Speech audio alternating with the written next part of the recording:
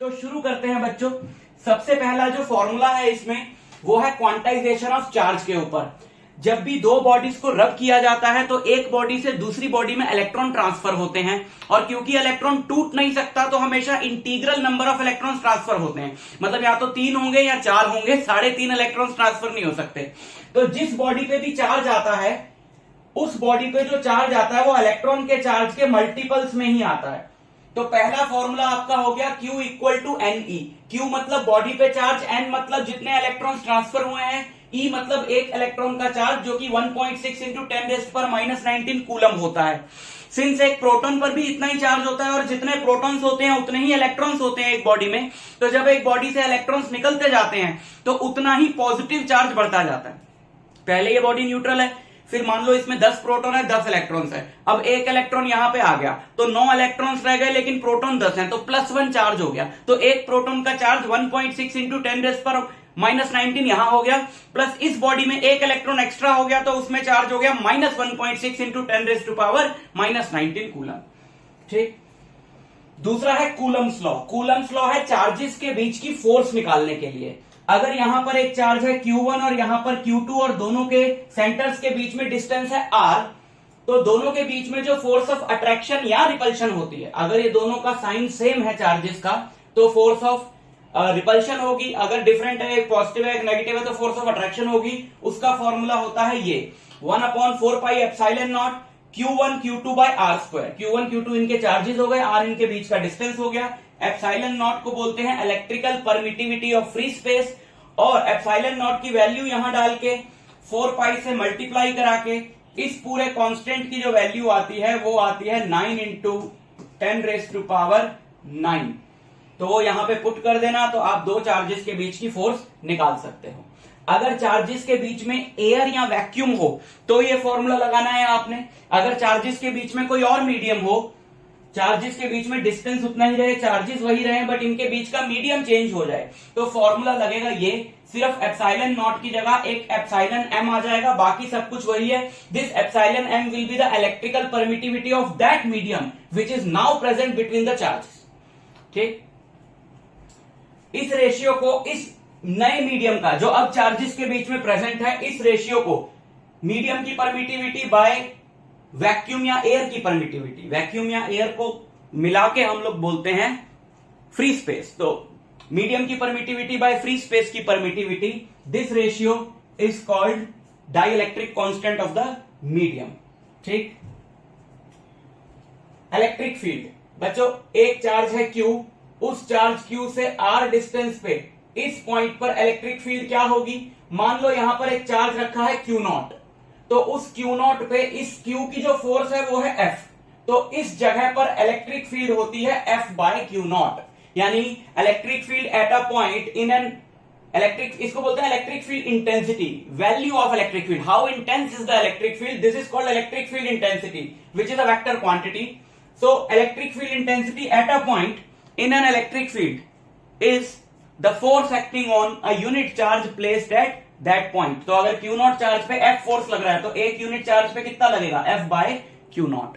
यहां पे limit Q0 tends to 0 इसलिए लिखा है क्योंकि हम मानते हैं कि ये वाला चार्ज बहुत स्मॉल होना चाहिए, अदरवाइज ये इसको पुश कर देगा और ये अपनी जगह से हिल जाएगा, और ये अपनी जगह से हिल जाएगा तो फिर हम इस जगह पर इलेक्ट्रिक फील्ड नहीं निकाल पाएंगे। बाय एजम्पशन हम लोग ये लेके चलते हैं कि जिस जगह पर भी हमें इलेक्ट्रिक फील्ड निकालनी है हम वहां मानते हैं कि अगर एक पॉजिटिव चार्ज होता तो किधर जाता, उसी डायरेक्शन को हम इलेक्ट्रिक फील्ड की डायरेक्शन भी मानते हैं।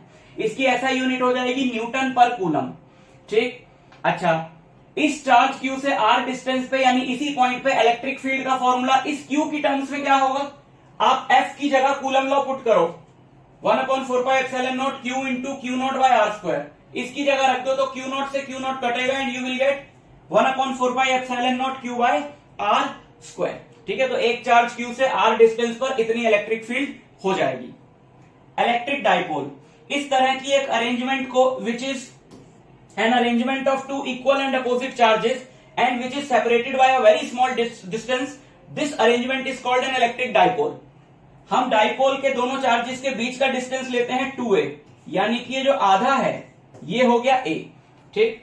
डाइपोल मूवमेंट, इस इलेक्ट्रिक डाइपोल के लिए भी find a quantity which is called dipole moment which is the product of either charge.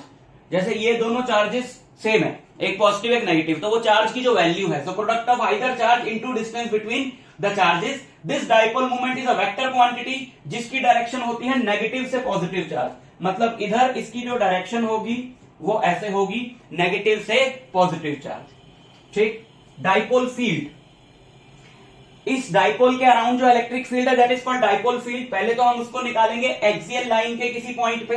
Axial line मतलब जो डाइपोल का एक्सिस है, इस एक्सिस पे डाइपोल के सेंटर से r डिस्टेंस पर एक पॉइंट है, तो उस पॉइंट P पे जो इलेक्ट्रिक फील्ड होती है that is 1/4 pi epsilon not 2pr। P is the dipole moment of this dipole, r is this distance and divided by r square minus a square का whole square.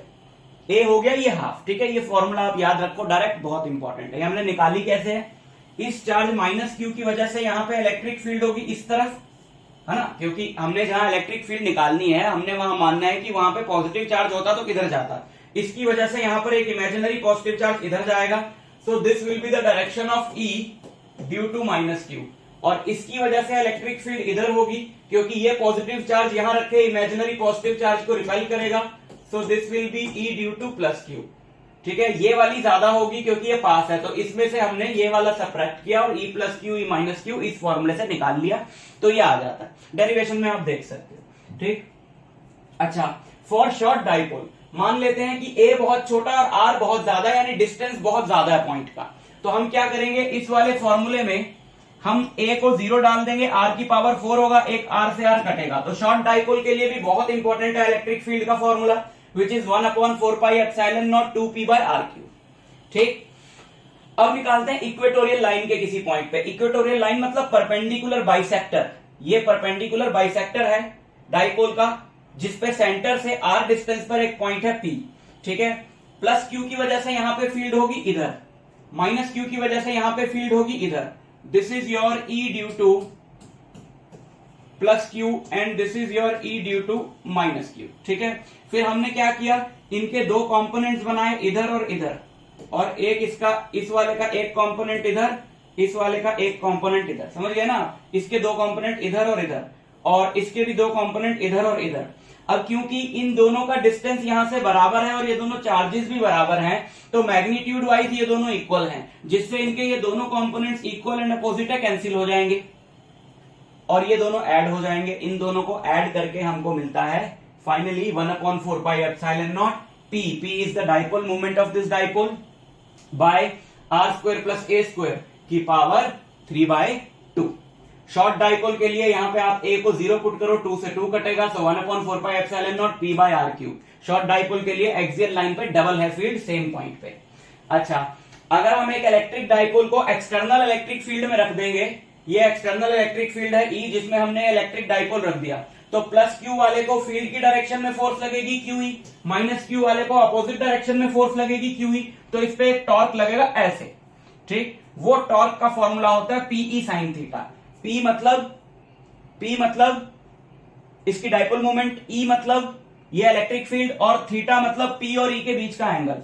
जैसे P ये हो गया है ना, negative से पॉजिटिव, P जो है वो ये हो गया और E जो है वो ये है, so this angle is theta. P और E के बीच का एंगल थीटा।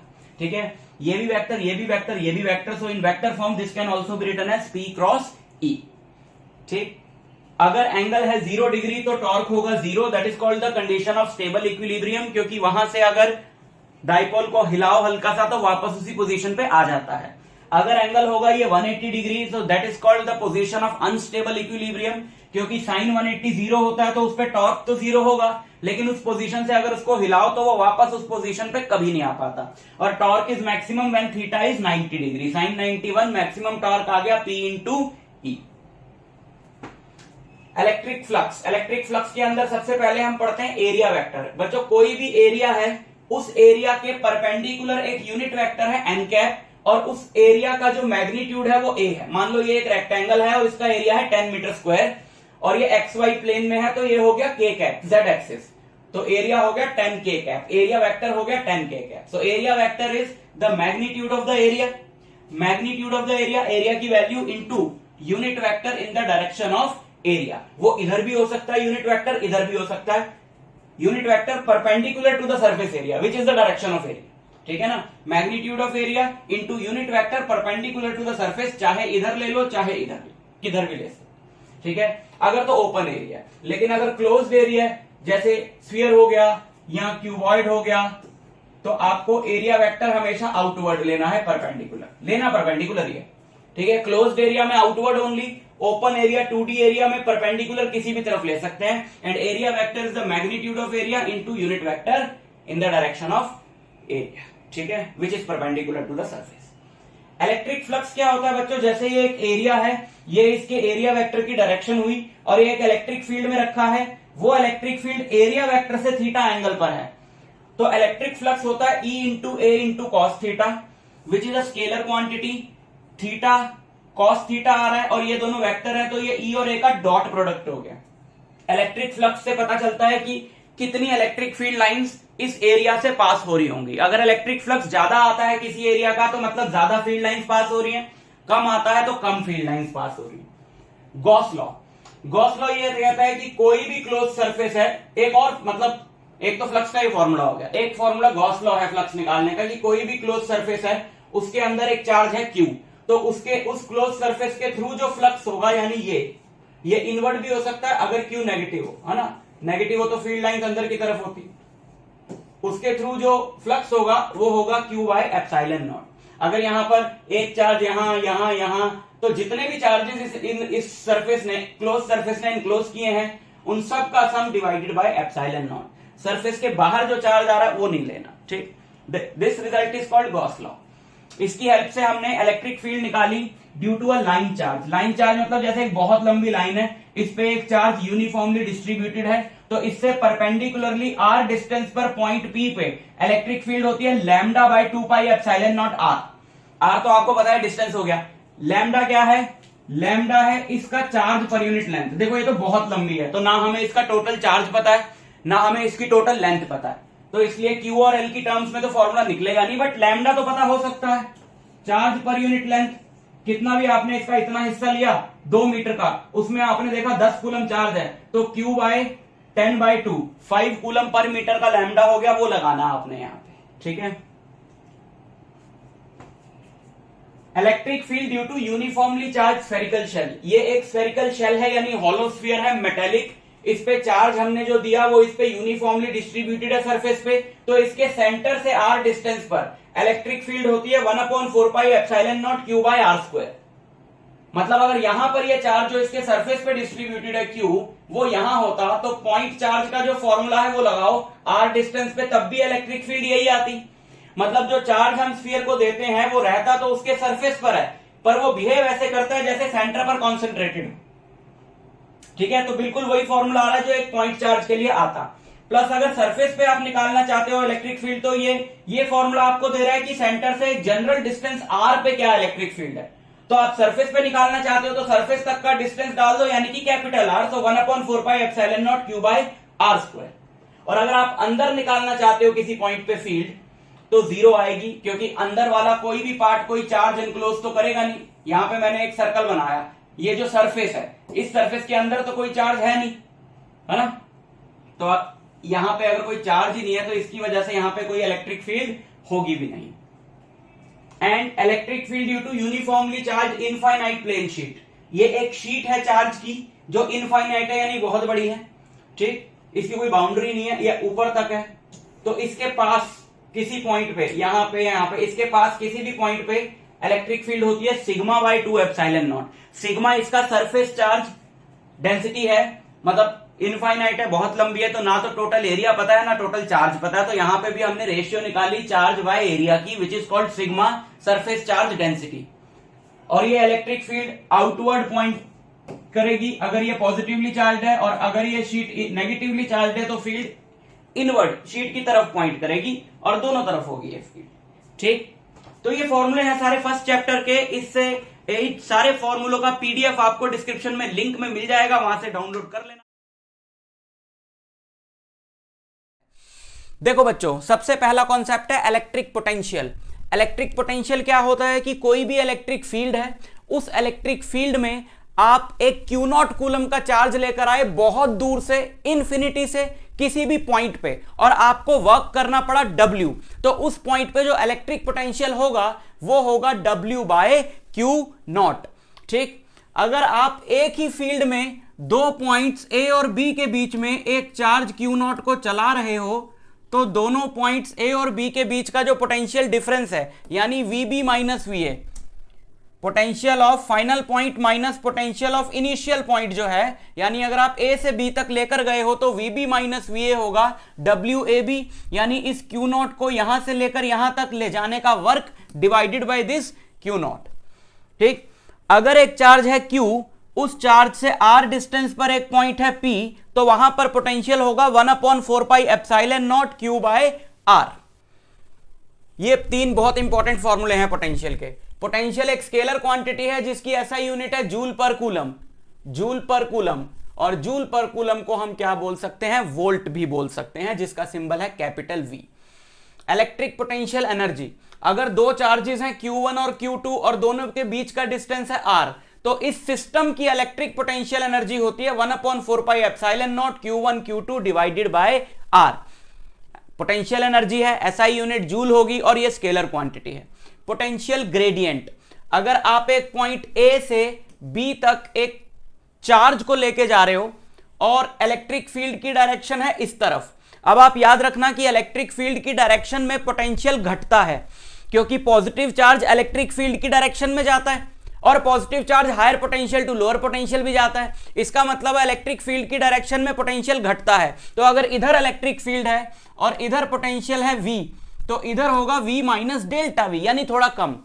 तो डेल्टा V यानी इन दोनों पॉइंट्स के बीच में जो पोटेंशियल डिफरेंस है, और डेल्टा R यानी इन दोनों पॉइंट्स के बीच का जो डिस्टेंस है, और E, इन तीनों के बीच में रिलेशन होता है ये E equal to minus delta V by delta R। This term is called potential gradient. Anything with changing with respect to distance is called gradient. So this is potential changing with respect to distance कि delta R distance पे delta V potential change हुआ है तो per unit potential change कितना होगा, delta V by delta R, and that is equal to E with a negative sign.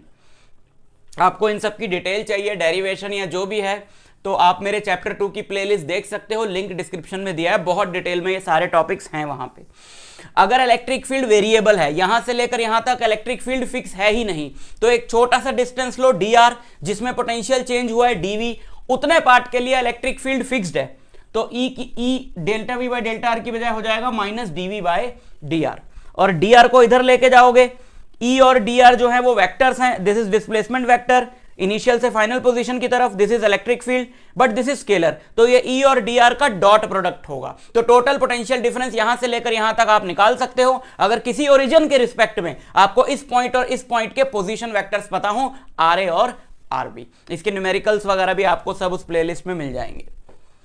Potential due to a dipole, ये एक dipole है, ये नेगेटिव चार्ज है, पॉजिटिव चार्ज है, तो इसकी एक्सियल लाइन पे इसके सेंटर से r डिस्टेंस पर पोटेंशियल होगा kp upon r square minus a square, where k is 1/4 pi epsilon naught and p is the dipole movement of this dipole. Equatorial line पे, equatorial line यानी perpendicular bisector पे centre से r distance पे potential होता है 0, क्योंकि इसका और इसका बराबर हो गया, q भी सेम है, डिस्टेंस भी सेम है, ये नेगेटिव है ये पॉजिटिव है, तो दोनों कट के आंसर आता है 0।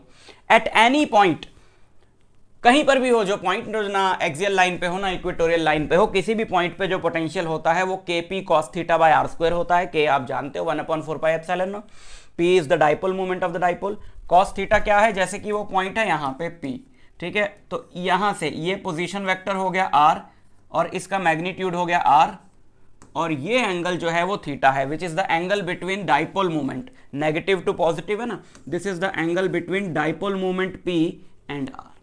ठीक, कैपेसिटेंस, कोई भी बॉडी जिसने Q चार्ज स्टोर करा हुआ है और उस Q चार्ज की वजह से उसका पोटेंशियल V है, तो उसका एक कैपेसिटेंस होता है Q डिवाइडेड बाय V, जिसकी SI यूनिट फैराड होती है, FARAD, जिसका सिंबल कैपिटल F होता है।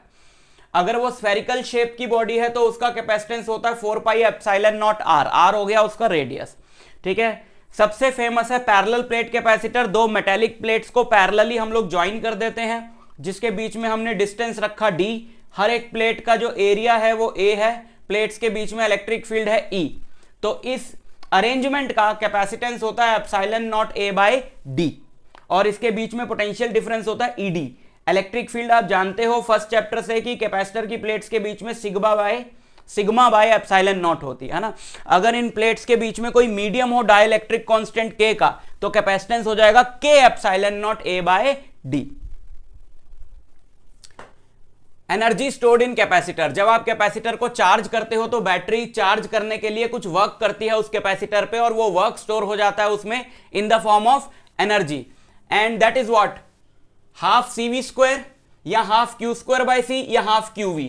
Q जो हो गया उसने जो चार्ज स्टोर करा है कैपेसिटर ने वो, और V हो गया उसकी प्लेट्स के अक्रॉस पोटेंशियल डिफरेंस, और C हो गया उसका कैपेसिटेंस। तो ये तीनों एनर्जी आप तीनों फॉर्मूले आप एनर्जी के लिए यूज कर सकते हो। Energy density is the energy stored per unit volume. Per unit volume में कितनी एनर्जी स्टोर हुई है कैपेसिटर में, that is energy density, and which is half epsilon naught E square, where E is the electric field between the plates. Combination of capacitors, तीन capacitor series में लगाए हो तो इक्विवेलेंट कैपेसिटेंस ये आ जाता है 1/C1 plus 1/C2 plus 1/C3 1/C equivalent, और n capacitors के लिए यही फॉर्मूला आप n तक एक्सटेंड कर दोगे। पैरेलल कॉम्बिनेशन के केस में इक्विवेलेंट कैपेसिटेंस है C1 plus C2 plus C3, और n कैपेसिटर्स के लिए यही आप n के लिए फॉर्मूला बढ़ा दोगे।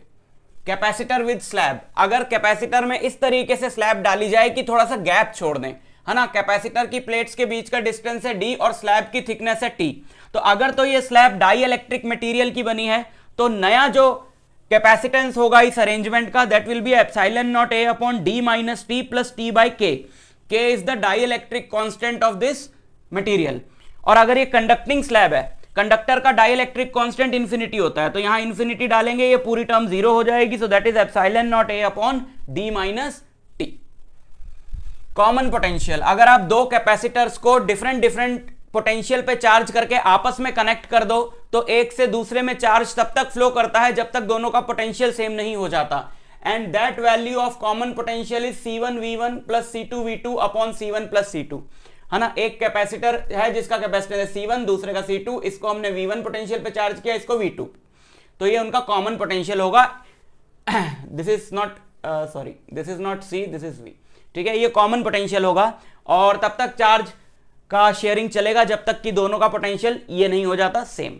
और loss of energy on sharing of charges, और इस दौरान क्या होगा, क्योंकि चार्ज जो है वो फ्लो करेगा वायर्स के थ्रू, है ना, वायर्स से आपने कनेक्ट किया दोनों को, तो उसके वायर के रेजिस्टेंस को ओवरकम करने के लिए वो अपनी एनर्जी को लूज करेगा, और वो एनर्जी हीट की फॉर्म में अपीयर होगी।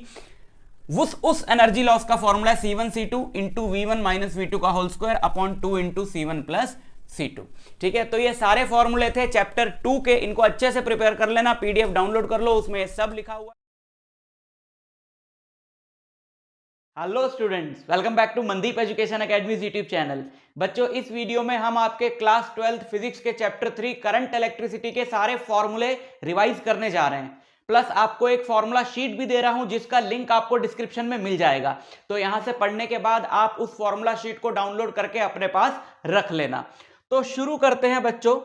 सबसे पहले फॉर्मूला है ड्रिफ्ट वेलोसिटी का। ड्रिफ्ट वेलोसिटी क्या होती है, जैसे ये कंडक्टर है, इस कंडक्टर को हमने एक बैटरी से कनेक्ट कर दिया, उस बैटरी का वोल्टेज है V, इस कंडक्टर की लेंथ है L, इसका एरिया ऑफ क्रॉस सेक्शन है A, तो ये बैटरी इसके एक एंड को पॉजिटिव और दूसरे एंड को नेगेटिवली चार्ज कर देगी, तो इसके अंदर के सारे इलेक्ट्रॉन्स पॉजिटिव एंड की तरफ दौड़ने लगेंगे, क्योंकि इलेक्ट्रॉन नेगेटिवली चार्ज होता है।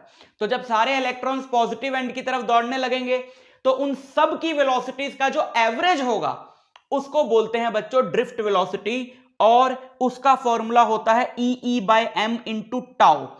E जो है small e, that is the charge of electron, capital E जो यहां पे इलेक्ट्रिक फील्ड सेटअप होगा पॉजिटिव टू नेगेटिव वो है, m जो है वो इलेक्ट्रॉन का मास है, और टाउ जो है that is called relaxation time.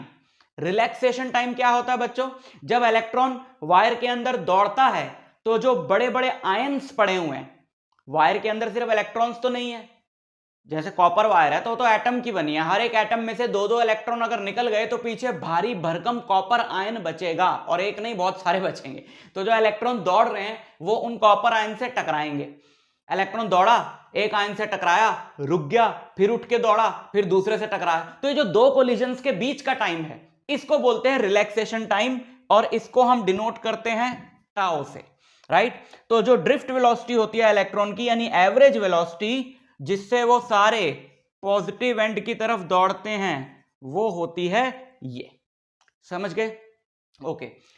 अब जितनी ज्यादा ड्रिफ्ट वेलोसिटी होगी उतना ही ज्यादा करंट होगा, क्योंकि जितनी तेज इलेक्ट्रॉन दौड़ेगा उतना ही ज्यादा चार्ज पर यूनिट टाइम किसी क्रॉस सेक्शन को क्रॉस करेगा, and that is current. So obviously current and drift velocity are directly proportional to each other. What is the exact relation between current and drift velocity? And that is I equal to ANEVD. A is the area of cross section of the conductor, N जो है वो इस conductor के अंदर electrons की number density है, यानी number of electrons पर यूनिट वॉल्यूम कितने प्रेजेंट हैं, that is N. E electron का चार्ज है और VD ड्रिफ्ट वेलोसिटी है। तो करंट और ड्रिफ्ट वेलोसिटी के बीच में ये रिलेशन होता है। ओम्स लॉ आप जानते हो, V इक्वल टू IR। जितना ज्यादा V लगाओगे मतलब उतनी ज्यादा एनर्जी मिलेगी इलेक्ट्रॉन्स को, उतना ज्यादा करंट दौड़ेगा इसके अंदर। R is the resistance, right? Mobility. What is mobility? Mobility is the ratio of drift velocity by electric field. ठीक है, लेकिन कोई भी फिजिकल क्वांटिटी ऐसे ही तो नहीं बन जाती, कुछ तो लॉजिक होता है उसके पीछे। तो drift velocity by electric field का मतलब क्या है? Drift velocity by electric field का मतलब है बच्चों कि जब देखो, जब आप इलेक्ट्रिक फील्ड अप्लाई करते हो तभी तो चार्ज दौड़ता है ना। अगर वो नेगेटिवली चार्ज पार्टिकल है तो वो इलेक्ट्रिक फील्ड के अपोजिट डायरेक्शन में दौड़ेगा इलेक्ट्रिक फील्ड लगाते ही, और अगर वो पॉजिटिवली चार्ज पार्टिकल है तो इलेक्ट्रिक फील्ड की डायरेक्शन में दौड़ेगा। यानी कि चार्ज को मूव कराने के लिए कौन रिस्पॉन्सिबल है? चार्ज को मूव कराने के लिए रिस्पॉन्सिबल है इलेक्ट्रिक फील्ड। तो आप देखो, जब इलेक्ट्रॉन पे हमने इलेक्ट्रिक फील्ड लगाई तो उसकी ड्रिफ्ट वेलोसिटी आई VD। तो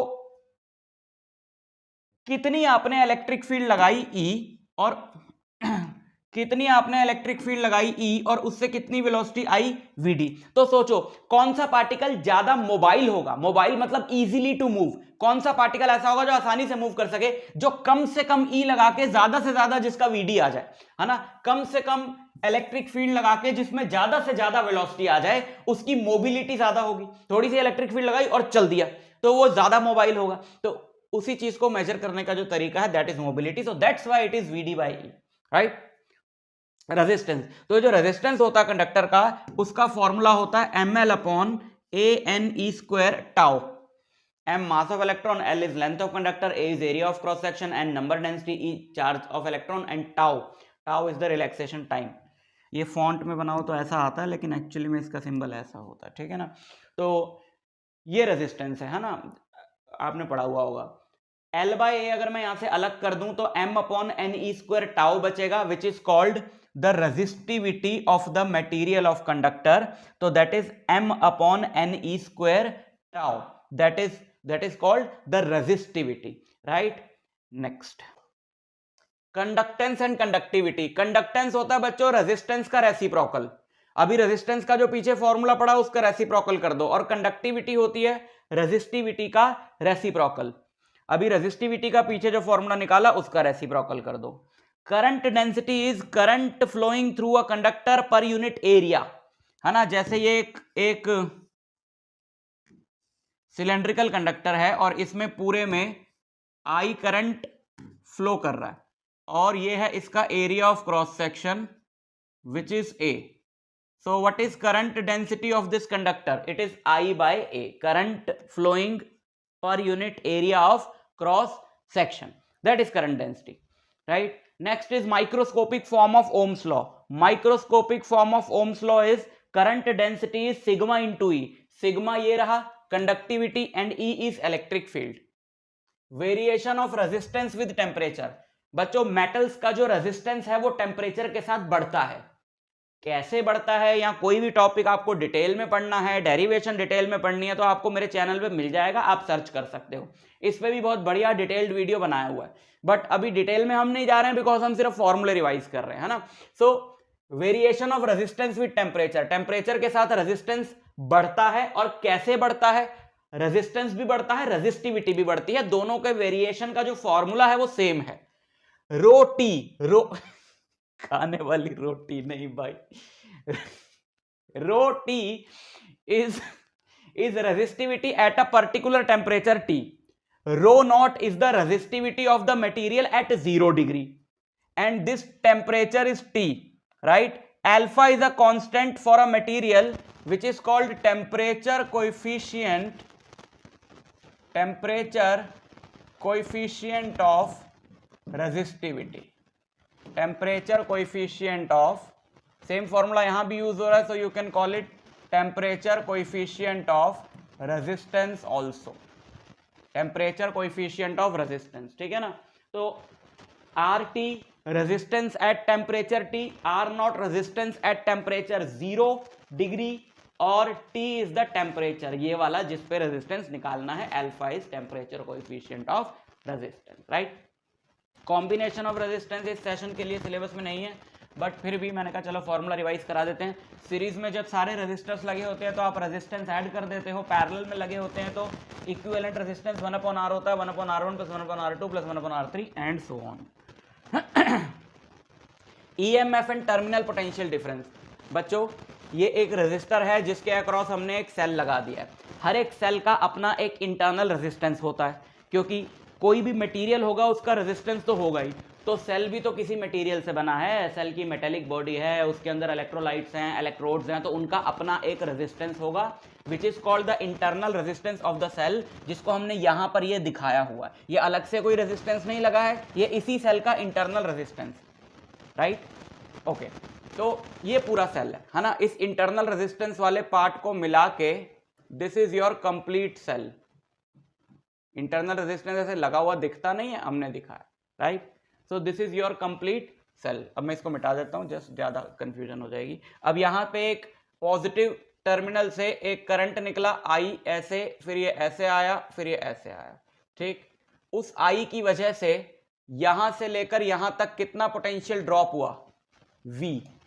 तो वो क्या होगा यार, यहां से लेकर यहां तक का रेजिस्टेंस कितना है? R, तो वो V क्या होगा? I × R, ठीक है?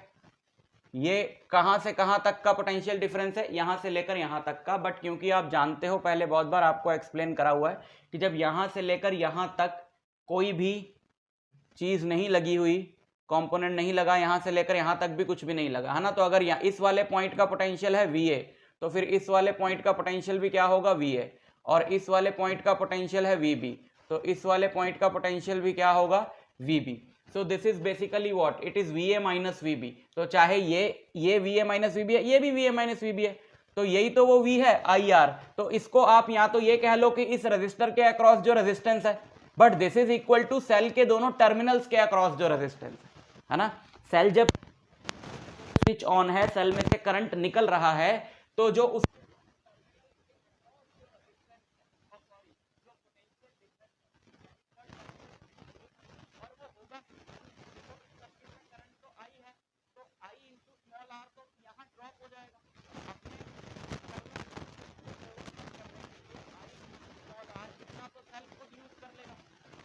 टोटल है, तो बचेगा कितना?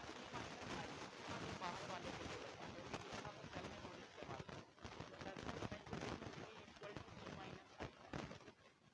फिर I का जो फॉर्मूला होगा यहाँ पे, I का फॉर्मूला क्या होगा बच्चों? I का फॉर्मूला होगा E/R + R, है ना? करंट कितना होगा?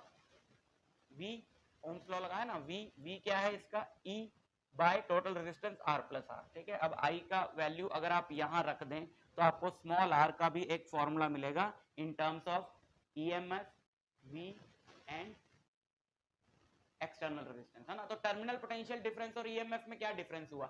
EMF तो वो है कि सेल कितना वोल्टेज देने के लिए डिजाइन है, और टर्मिनल पोटेंशियल डिफरेंस वो है कि एक्चुअली में कितना देगा, राइट? तो वो उतना देगा जितना उसके इंटरनल रेजिस्टेंस पे ड्रॉप हो गया, उसको छोड़ के जो बचा वो देगा, ठीक? कॉम्बिनेशन ऑफ सेल्स, अगर सेल्स सीरीज में लगे हो, है ना? ये देखो, ये सीरीज कॉम्बिनेशन ऑफ सेल है, एक सेल सीरीज में लगा, इसका इंटरनल रेजिस्टेंस R1 है, ये दूसरा सेल सीरीज में लगा, इसका इंटरनल रेजिस्टेंस R2 है, इस वाले सेल का EMF E1 है, इसका E2 है, इसका इंटरनल रेजिस्टेंस R1 है, इसका इंटरनल रेजिस्टेंस R2 है, और तीसरा लगा, चौथा लगा, है ना? तो नेट इक्विवेलेंट EMF जो है वो सबका सम होता है, और पैरेलल कॉम्बिनेशन में इक्विवेलेंट EMF ऐसे निकालते हैं equivalent EMF by R equivalent, है ना। अगर बहुत सारे सेल्स पैरेलल में लगे, जैसे एक सेल लगा है पैरेलल में, फिर ये दूसरा सेल लगा है इसके साथ पैरेलल में, फिर ये तीसरा सेल लगा है इसके साथ पैरेलल में, एंड सो ऑन, है ना। बहुत सारे सेल्स जो हैं वो कनेक्टेड हैं, इधर भी कनेक्टेड हैं। इसका ईएमएफ है E1, इसका ईएमएफ है E2, इसका ईएमएफ है E3, इसका internal resistance R1, R2, R3। तो इन सब इंटरनल रेजिस्टेंस का कुछ इक्विवेलेंट रेजिस्टेंस भी होगा, क्योंकि सारे पैरेलल में तो वही होगा 1/R1 + 1/R2 + 1/R3, है ना। सो दैट आर इक्विवेलेंट, और ये ई इक्विवेलेंट जो हम निकालना चाह रहे हैं, तो E equivalent by R equivalent is E1/R1 + E2/R2 + E3/R3 and so. ठीक। किरचॉफ्स लॉज, सर्किट्स को सॉल्व करने के लिए बहुत इंपॉर्टेंट लॉज हैं किरचॉफ्स लॉज। पहला लॉ ये कहता है कि किसी भी जंक्शन पे अलजेब्रिक सम जो है करंट्स का वो 0 होता है। फॉर एग्जांपल जैसे जंक्शन है, जंक्शन मतलब जहां पे बहुत सारी ब्रांचेस मिलती हैं आगे, जैसे यहाँ पे 5 ब्रांचेस मिल रही हैं, यहाँ पे करंट है I1, मान लो फिर इस जंक्शन की तरफ एक करंट आया I2, और एक करंट ये जंक्शन से अवे गया I3, ये जंक्शन से अवे गया I4, ये जंक्शन से अवे गया I5। तो I1 + I2 is I3 + I4 + I5। ठीक है। अब अगर क्या क्या कह रहा है कि जितना करंट जंक्शन की तरफ आएगा उतना ही जाएगा, ऑब्वियसली यहाँ रुकेगा थोड़ी, जितना करंट जंक्शन की तरफ आया है उतना ही जाएगा। अब अगर मैं इन तीनों को इधर ले आऊं तो तीनों के साथ माइनस का साइन लग जाएगा और उधर 0 हो जाएगा। तो यही तो कह रहा है कि algebraic sum of currents meeting at a junction is 0। बस जो करंट जंक्शन की तरफ आ रहे हैं उन्हें पॉजिटिव लो, जो जा रहे हैं उन्हें नेगेटिव लो, यहाँ जो आ रहे हैं उन्हें नेगेटिव लो, जो जा रहे हैं उन्हें पॉजिटिव लो, है ना। दोनों का अलग अलग साइन लो, सबको ऐड करके आंसर क्या आएगा? 0 आएगा। दूसरा है वोल्टेज लॉ, पहले वाले को बोलते हैं करंट लॉ, दूसरे वाले को बोलते हैं वोल्टेज लॉ, जो कि ये कहता है कि एक क्लोज्ड लूप में सबके सारे कंपोनेंट्स के अक्रॉस वोल्टेज का जो सम है वो 0 होता है।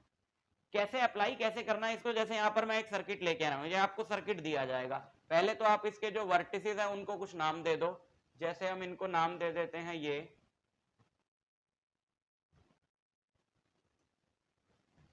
ठीक। अब आपने क्या करना है कि आप सारी ब्रांचेस में अपनी मर्जी की किसी भी डायरेक्शन में करंट ले लो। जैसे ये पहली ब्रांच है ये, तो इसमें मैं मान लेता हूं कि करंट ऐसे है, ठीक है, और करंट है I1। फिर ये दूसरी ब्रांच है, इसमें भी मैं मान लेता हूं कि करंट ऐसे है, मान लो ये वाला जो इस वाली ब्रांच में करंट है वो है I2। मान लो तीसरी वाली ब्रांच में हम मान लेते हैं करंट ऐसे है, I3, है ना। तीन ही ब्रांचेस है ना, एक ब्रांच, दो ब्रांच, तीन ब्रांच। तो तीनों में सबसे पहले आप क्या कर लो, एक करंट की डायरेक्शन एज्यूम कर लो अपनी मर्जी से, जो भी आपको पसंद हो, ठीक है। डायरेक्शन का पसंद ना पसंद से क्या लेना देना, जो आपकी मर्जी हो, ठीक है। अब इसमें करंट ऐसे है ना, तो करंट हमेशा हायर टू लोअर पोटेंशियल होता है, तो आप करंट की डायरेक्शन में रेजिस्टर्स पे पॉजिटिव नेगेटिव साइन लगा दो। इसमें भी करंट ऐसे है तो इस वाले एंड पे पॉजिटिव लगा दो, इस पे नेगेटिव। इसमें करंट ऐसे है तो इस वाले एंड पे पॉजिटिव लगा दो, इस पे नेगेटिव लगा दो, बस अपना काम हो गया। Now take any closed loop, जैसे मैं यहां पे लेता हूं लूप AFCBA, किसी भी ऑर्डर में, किसी भी सेंस में, ठीक है ना। ये जरूरी नहीं है कि करंट की डायरेक्शन में, वो आप ले भी नहीं सकते क्योंकि हर ब्रांच में करंट की डायरेक्शन उल्टी हो सकती है। आप किसी भी सेंस में, जैसे मैंने ऐसे लिया इसको, ठीक है ना। अब आपने इस सेंस में चलना है, किसी भी पॉइंट से शुरू हो जाओ, यहाँ पे पहुंचे हम। पहले आपने बस ये देखना है कि जब हम ऐसा चल रहे हैं तो हम डिक्रीजिंग पोटेंशियल की डायरेक्शन में जा रहे हैं या इंक्रीजिंग पोटेंशियल की डायरेक्शन में जा रहे हैं। अगर मैं पॉजिटिव से नेगेटिव जा रहा हूँ इस वाले सेल में, तो पोटेंशियल क्या होगा? पॉजिटिव टू नेगेटिव डिक्रीज होगा ना, तो आप इसके पोटेंशियल का साइन क्या ले लोगे? नेगेटिव ले लोगे। फिर मैं जब यहाँ गया तो नेगेटिव से पॉजिटिव, इंक्रीजिंग पोटेंशियल में, तो इसके अक्रॉस जो पोटेंशियल है उसको पॉजिटिव ले लोगे। इस रजिस्टर के अक्रॉस पोटेंशियल क्या हो गया भाई? ओम्स लॉ लगाओ, I2R2, है ना। फिर आप जब यहाँ पहुंचे हो नेगेटिव से पॉजिटिव, फिर इंक्रीजिंग पोटेंशियल में जा रहे हो, तो इसको पॉजिटिव ले लो +E1। फिर यहाँ पे गए पॉजिटिव से नेगेटिव, डिक्रीजिंग पोटेंशियल में जा रहे हो, तो इसका पोटेंशियल जो है वो माइनस कर दो और इक्वल टू 0 रख दो। तो डेल्टा V इक्वल टू 0 का मतलब है ये। दूसरे वाले लूप के लिए आप ट्राई कर सकते हो, डिटेल में देखना है अगर इस पे वीडियो तो आप सर्च कर लेना, आपको मिल जाएगा। राइट। अच्छा, व्हीटस्टोन ब्रिज क्या कहता है, जरा ये सर्किट को पहचान लो। इस शेप के सर्किट में अगर आपको इस शेप के सर्किट के बेसिस पे कोई भी क्वेश्चन आएगा तो आपने ये देखना है कि this by this ratio, this by this resistance की रेशियो के अगर बराबर है, जैसे कि मान लो ये 2 ओम है, ये 4 ओम है, तो 2/4 हो गया 1/2, ये 5 है वो 10 है, तो ये भी हो गया 1/2। अगर ऐसी कंडीशन हो रही है इस शेप में, है ना, शेप पहचान लो आप, यानी कि अगर ये कंडीशन हो रही है R1/R2 इक्वल टू R3/R4, तो VA और VB बराबर होंगे। VA और VB क्या है, यानी कि इस वाले पॉइंट का पोटेंशियल, ये जो बीच वाली ब्रांच लगी है उसके दोनों एंड्स की बात करी जा रही है, इस वाले पॉइंट का पोटेंशियल और इस वाले पॉइंट का पोटेंशियल सेम होगा, जिससे क्या होगा कि इस वाली ब्रांच में, क्योंकि इन दोनों में कोई पोटेंशियल नहीं है, तो इस वाली ब्रांच में सपोज जो करंट है I वो 0 होगा। ठीक है, तो ये चीज बड़ी हेल्पफुल रहती है सर्किट्स को सॉल्व करने के लिए, क्योंकि अगर ये 0 होगा तो आप इस वाली ब्रांच को हटा ही सकते हो। अभी तो आपको नहीं पता लग रहा कौन सा सीरीज में कौन सा पैरेलल में, लेकिन जब बीच वाली ब्रांच हटा दिया आपने तब साफ पता चलेगा ये दोनों सीरीज में, ये दोनों सीरीज में, और उनका आपस में पैरेलल। ठीक है, तो इस सेशन में यहीं तक आपको करना है ये चैप्टर, तो यहां तक मैंने आपको अच्छे से इसको रिवाइज करा दिया है, वर्कशीट डाउनलोड कर लेना। मैं आपसे मिलता हूँ नेक्स्ट लेक्चर में, तब तक के लिए ऑल द बेस्ट।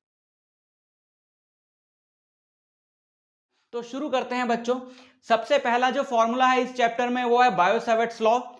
अगर एक करंट कैरिंग कंडक्टर के अराउंड हमें मैग्नेटिक फील्ड निकालनी हो तो उसके लिए बायो-सैवर्ट्स लॉ यूज होता है। ये लॉ क्या कहता है कि जैसे हमारे पास एक करंट कैरिंग कंडक्टर है ये, जिसमें करंट है I, और हमें इस कंडक्टर के अराउंड एक पॉइंट P पे मैग्नेटिक फील्ड निकालनी है।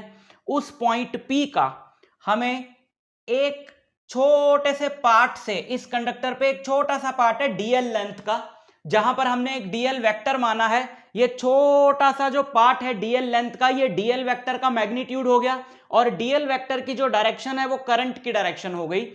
और डीएल से इस पॉइंट की तरफ हमने एक वेक्टर ड्रॉ किया आर, वेक्टर आर, जिसका मैग्नीट्यूड है जस्ट आर। डीएल और आर के बीच का एंगल है थीटा। तो इस पॉइंट पी पे इस डीएल, इस छोटे से पार्ट डीएल की वजह से जो मैग्नेटिक फील्ड होती है बच्चों, वो होती है mu naught by 4 pi I DL sine theta by R square. Mu naught को बोलते हैं मैग्नेटिक परमिएबिलिटी, 4 पाई तो कांस्टेंट हो गया, आई मतलब इसके अंदर जो करंट है, जो यहां पे हमने अगर डायग्राम के अंदर कैपिटल में लिया है तो यहां पर भी मैं कैपिटल में कर देता हूं ताकि आपको कोई कंफ्यूजन ना हो। तो आई जो इस कंडक्टर में करंट है, डीएल इसकी लेंथ, थीटा आप समझ गए क्या है, तो sine theta divided by R square. तो इस छोटे से पार्ट के लिए magnetic field DB point B पे ऐसे निकाली जा सकती है। म्यू नॉट को बोलते हैं मैग्नेटिक परमिएबिलिटी, और म्यू नॉट की वैल्यू होती है 4 पाई इंटू 10⁻⁻⁷ टेस्ला मीटर पर एम्पियर। ठीक है, तो अगर आप म्यू नॉट की ये वैल्यू यहां पर पुट करेंगे तो 4 पाई से 4 पाई कट जाएगा, तो म्यू नॉट बाय 4 पाई की आपको वैल्यू मिलेगी जस्ट 10⁻⁻⁷। ये एक कांस्टेंट है जो मीडियम पे डिपेंड करता है। तो अगर इस पॉइंट और इस कंडक्टर के बीच का मीडियम हम बदल दें तो फिर सारा फॉर्मूला सेम रहेगा, ये म्यू नॉट हट जाएगा और इसकी जगह उस मीडियम की मैग्नेटिक परमिएबिलिटी की वैल्यू आ जाएगी। म्यू नॉट हम इसलिए लिख रहे हैं यहां पे क्योंकि हम लोग मान रहे हैं कि पॉइंट P और इस कंडक्टर के बीच में एयर है या वैक्यूम है, यानी फ्री स्पेस है, तो फ्री स्पेस की मैग्नेटिक परमिएबिलिटी की ये वैल्यू है। वेक्टर फॉर्म में इसको आप लिख सकते हो mu naught by 4 pi I DL cross R by R cube, DL cross R by R cube. ठीक है, और क्योंकि ये डीएल और आर का क्रॉस प्रोडक्ट है तो मैग्नेटिक फील्ड की अगर आपको डायरेक्शन निकालनी हो तो डीएल क्रॉस आर वेक्टर की डायरेक्शन में आपको मिल जाएगी। ये सारे लेक्चर्स मैं डिटेल में करवा रहा हूं और प्लेलिस्ट का लिंक आपको डिस्क्रिप्शन में मिल जाएगा। एक एक टॉपिक के ऊपर आपको डिटेल्ड लेक्चर मिल जाएगा मेरा लेटेस्ट सिलेबस के अकॉर्डिंग। तो अगर आपको किसी टॉपिक में कंफ्यूजन है तो आप वहां पर जाकर उस टॉपिक को पढ़ सकते हो। ठीक, आगे बढ़ते हैं। Magnetic field at the centre of a circular loop carrying current. यहां पे हमारे पास एक सर्कुलर लूप है, उस सर्कुलर लूप के सेंटर पे, सर्कुलर लूप में करंट है I, इसका रेडियस है R, तो उस सर्कुलर लूप के सेंटर पे मैग्नेटिक फील्ड होती है n mu naught I by 2r where n is number of turns, है ना। अगर हम एक वायर लें और उससे ऐसा सर्कल बना दें और वायर बच गई तो फिर से घुमा दिया, फिर से घुमा दिया, फिर से घुमा दिया, तो बहुत सारी टर्न्स इसके अंदर बना सकते हैं। तो n है number of turns. Magnetic field due to an arc, ये एक आर्क है जिसमें करंट है I, और ये आर्क जिस सर्कल का पार्ट है उस सर्कल का जो सेंटर है वो रहा ये, तो इस सेंटर पे मैग्नेटिक फील्ड क्या होगी, mu naught I by 4 pi R into theta. ये वाला जो एंगल है यहां पर जो फाई मार्क्ड है, this is not phi, this is theta, ठीक है, फॉर्मूले के अकॉर्डिंग। तो mu naught I by 4 pi R into theta. अब बात करते हैं कि मैग्नेटिक फील्ड एक स्ट्रेट कंडक्टर के लिए क्या होगी। एक बिल्कुल स्ट्रेट कंडक्टर है यहां से लेकर यहां तक जिसमें करंट है I, ये एक पॉइंट है P जहां पे हमको मैग्नेटिक फील्ड निकालनी है, और वो पॉइंट P इस कंडक्टर से R परपेंडिकुलर डिस्टेंस पे है, राइट। अब आप उस पॉइंट P से इस कंडक्टर का एक एंड ज्वाइन करोगे और दूसरा एंड ज्वाइन करोगे, तो ये जो दो एंगल्स बन रहे हैं R और ये लाइन के बीच का φ1 और φ2 है, ठीक। तो इस पॉइंट P पे मैग्नेटिक फील्ड होती है mu naught I by 4 pi R sine φ1 plus sine φ2, ठीक है। सारे पैरामीटर्स यहां पे क्लियर कर दिए मैंने। इस फॉर्मूले का ये फॉर्म बहुत कम यूज होता है 12th में, और स्पेशल केसेस जो यहां पे मैं बता रहा हूं वो बहुत ज्यादा यूज होते हैं। जैसे कि अगर एक वायर है हमारी जो कि इनफाइनाइट है ना, ये बहुत लंबी वायर है, ऐसा नहीं कि यहां से लेकर यहां तक है, पता नहीं कहां से शुरू हो रही है कहां पे खत्म हो रही है, और पॉइंट P जो है वो एक एंड के पास लाई करता है, यानी कि यहां पर हमारा एक पॉइंट है P, ठीक। तो फिर यहां पे मैग्नेटिक फील्ड क्या होगी, ये पता नहीं कहां तक जा रही है, बहुत दूर तक जा रही है ना। तो φ1 φ2 क्या है, जो एक एंड से जो एंगल बना रही है ये परपेंडिकुलर लाइन वो φ1 है, और जो दूसरे एंड से बना रही है वो φ2 है ना। तो इस एंड से कितना एंगल बनेगा भाई, यही परपेंडिकुलर लाइन है, और इस एंड से कितना एंगल बनेगा 0 डिग्री, और दूसरे एंड से कितना एंगल बनेगा, दूसरा एंड तो बहुत दूर है ना। ये जैसे जैसे दूर होता जाएगा ये वैसे वैसे वैसे वैसे वैसे वैसे बढ़ता जाएगा, है ना। अगर ये पॉइंट यहां होता तो ये एंगल इतना होता, अब ये पॉइंट दूर हो गया तो ये एंगल और बढ़ जाएगा और बढ़ जाएगा और बढ़ जाएगा। अगर ये बहुत ज्यादा दूर हो जाए तो ये ऑलमोस्ट कितना हो जाएगा एंगल 90 डिग्री, क्योंकि ये तब एंगल, ये वाला एंगल तब कितना होगा φ2 89.999999 डिग्री, है ना। तो उसको हमने 90 ले लिया, तो B हो जाएगा mu naught I by 4 pi R sine φ1 plus sine φ2, 90 और 0 रख दिया, साइन 91 होता है, साइन 0 0 होता है, और ये वैल्यू आ गई mu naught I by 4 pi R. Question में अगर टर्म्स मेंशन्ड हो वेरी लॉन्ग वायर या लॉन्ग वायर तो आप यही वाला फॉर्मूला लगाओगे, ठीक है। दूसरा स्पेशल केस है कि अगर ये point near the centre lie करे, अगर ये point near the centre lie करे तो इधर वाला एंड भी इन्फिनिटी पे, उधर वाला एंड भी इन्फिनिटी पे, ये वाला एंगल भी 90, ये वाला एंगल भी 90, तो दोनों एंगल्स हो जाएंगे 90, है ना। दोनों एंगल्स हो जाएंगे 90, साइन 90 1 + 1 2, एक 4 से ये कटेगा तो mu naught I by 2 pi R बचेगा, ठीक। Next is magnetic field at the axis of a circular loop carrying current.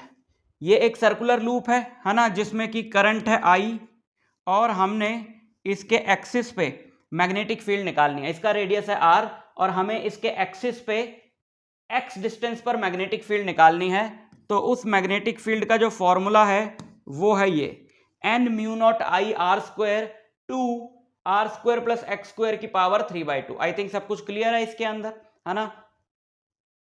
मैंने डायग्राम में रेडियस को कैपिटल R लिया ना, तो यहाँ पे भी मैं कैपिटल R लिख देता हूँ ताकि आपको कंफ्यूजन ना हो। और जो फॉर्मूला यहाँ पे लिखा गया था वो 1 टर्न के लिए था, अब मैंने n मल्टीप्लाई कर दिया, तो वही कि अगर इस लूप में n टर्न्स हो तो यहाँ पे मैग्नेटिक फील्ड कितनी होगी, इतनी होगी, राइट। और इस मैग्नेटिक फील्ड की डायरेक्शन क्या होगी, ये बहुत इंपॉर्टेंट पॉइंट है। इस मैग्नेटिक फील्ड की डायरेक्शन क्या होगी, this magnetic field is directed along the axis. मतलब पहली बात तो यह है कि ये मैग्नेटिक फील्ड जो है वो अलोंग द एक्सिस है, या तो इधर या इधर। तो इधर कब होगी और इधर कब होगी वो बहुत इंपॉर्टेंट बात है याद रखने वाली, कि it is towards the loop if current in it is in the clockwise direction, and away from loop if current is in anti clockwise direction, है ना। जैसे आप यहाँ खड़े होकर देख रहे हो, ये लूप आपके सामने, आप एक्सिस पे खड़े होकर देख रहे हो, और यहां से आपने देखा करंट क्लॉकवाइज डायरेक्शन में। तो अगर इधर से आपने देखा और करंट लूप में क्लॉकवाइज डायरेक्शन में है, तो जो यहां पे मैग्नेटिक फील्ड होगी वो लूप की तरफ होगी, और अगर यहां पे देखने पे करंट एंटी क्लॉकवाइज डायरेक्शन में तो magnetic field will be away from the loop. ठीक है, direction of magnetic field, magnetic field की डायरेक्शन दी जाती है राइट हैंड थंब रूल से, कि अगर हम मान ले, वैसे तो मैग्नेटिक फील्ड बायो-सेवर्ट लॉ में अभी आपने देखा कि डीएल क्रॉस आर है तो क्रॉस प्रोडक्ट से निकाल सकते हो, लेकिन एक इजी तरीका भी है मैग्नेटिक फील्ड की डायरेक्शन निकालने का। अगर आप मान लो कि आपने करंट कैरिंग कंडक्टर को अपने राइट हैंड में पकड़ा है और आपका जो थंब है वो करंट की डायरेक्शन में है, तो उसके अराउंड जो फिंगर्स का कर्वेचर होगा वो मैग्नेटिक फील्ड की डायरेक्शन बताएगा। फॉर एग्जाम्पल, जैसे मान लेते हैं यहां पर एक वायर है, कंडक्टर है जिसमें करंट है ऐसे। अब आप देखना चाहते हो कि इसके अराउंड मैग्नेटिक फील्ड कैसे होगी, तो आपने राइट हैंड का थंब कंडक्टर में करंट की डायरेक्शन में रखना है, और देखो फिंगर्स कैसे कर्ल हो रही हैं, इधर से अंदर जा रही हैं, इधर से बाहर आ रही हैं, है ना। तो इस रीजन में जो मैग्नेटिक फील्ड है that will be into the plane, और इस रीजन में जो मैग्नेटिक फील्ड है that is out of the plane. ठीक, इस तरीके से आगे बढ़ते हैं। Ampere circuital law, Ampere circuital law ये कहता है कि अगर एक कंडक्टर है, स्ट्रेट वायर है जिसमें करंट है I, उसके अराउंड आपने एक इमेजिनरी लूप ले लिया R रेडियस का, तो उसके सरकमफ्रेंस पे एक पॉइंट है P, वहां पर मैग्नेटिक फील्ड है B, और इस लूप पे एक छोटा सा पार्ट है dl लेंथ का। तो B डॉट dl का जो डॉट प्रोडक्ट है, डॉट तो मैंने बोल ही दिया, B dl का जो डॉट प्रोडक्ट है उसका integral mu naught into I होता है। I जो ये वायर में से करंट पास हो रहा है, and this imaginary loop is called Amperian loop. मतलब ये लॉ थोड़ा समझने वाला है, सिर्फ फॉर्मूले से इसमें बात नहीं बनेगी। एम्पियर सर्किटल लॉ के ऊपर आप मेरा लेक्चर देखो, अगर अभी तक नहीं देखा है तो डिटेल में बात को समझो। Magnetic field inside a solenoid, solenoid आप जानते हो, एक सॉलिनॉइड को अगर हमने सॉलिनॉइड के दोनों एंड्स में बैटरी कनेक्ट कर दी तो इसमें करंट फ्लो करेगा, तो इसके अंदर एक मैग्नेटिक फील्ड होती है। 10th में आपने पढ़ा है, साउथ से नॉर्थ इसके अंदर स्ट्रेट मैग्नेटिक फील्ड लाइंस होती हैं। तो वो मैग्नेटिक फील्ड इसके अंदर होती है म्यू नॉट Ni, N होता है number of turns per unit length. Capital N को हम टोटल टर्न्स के लिए यूज करते हैं, बट स्मॉल n अगर लिखा है तो it is number of turns per unit length. और म्यू नॉट इसलिए लगाया है क्योंकि हम मान रहे हैं कि सॉलिनॉइड के अंदर एयर है, अगर सॉलिनॉइड के अंदर कोई और मटेरियल है, कोई और मीडियम है, तो उसका म्यू लगा लेना। ठीक है, और ये है near the centre, this formula is for magnetic field near the centre.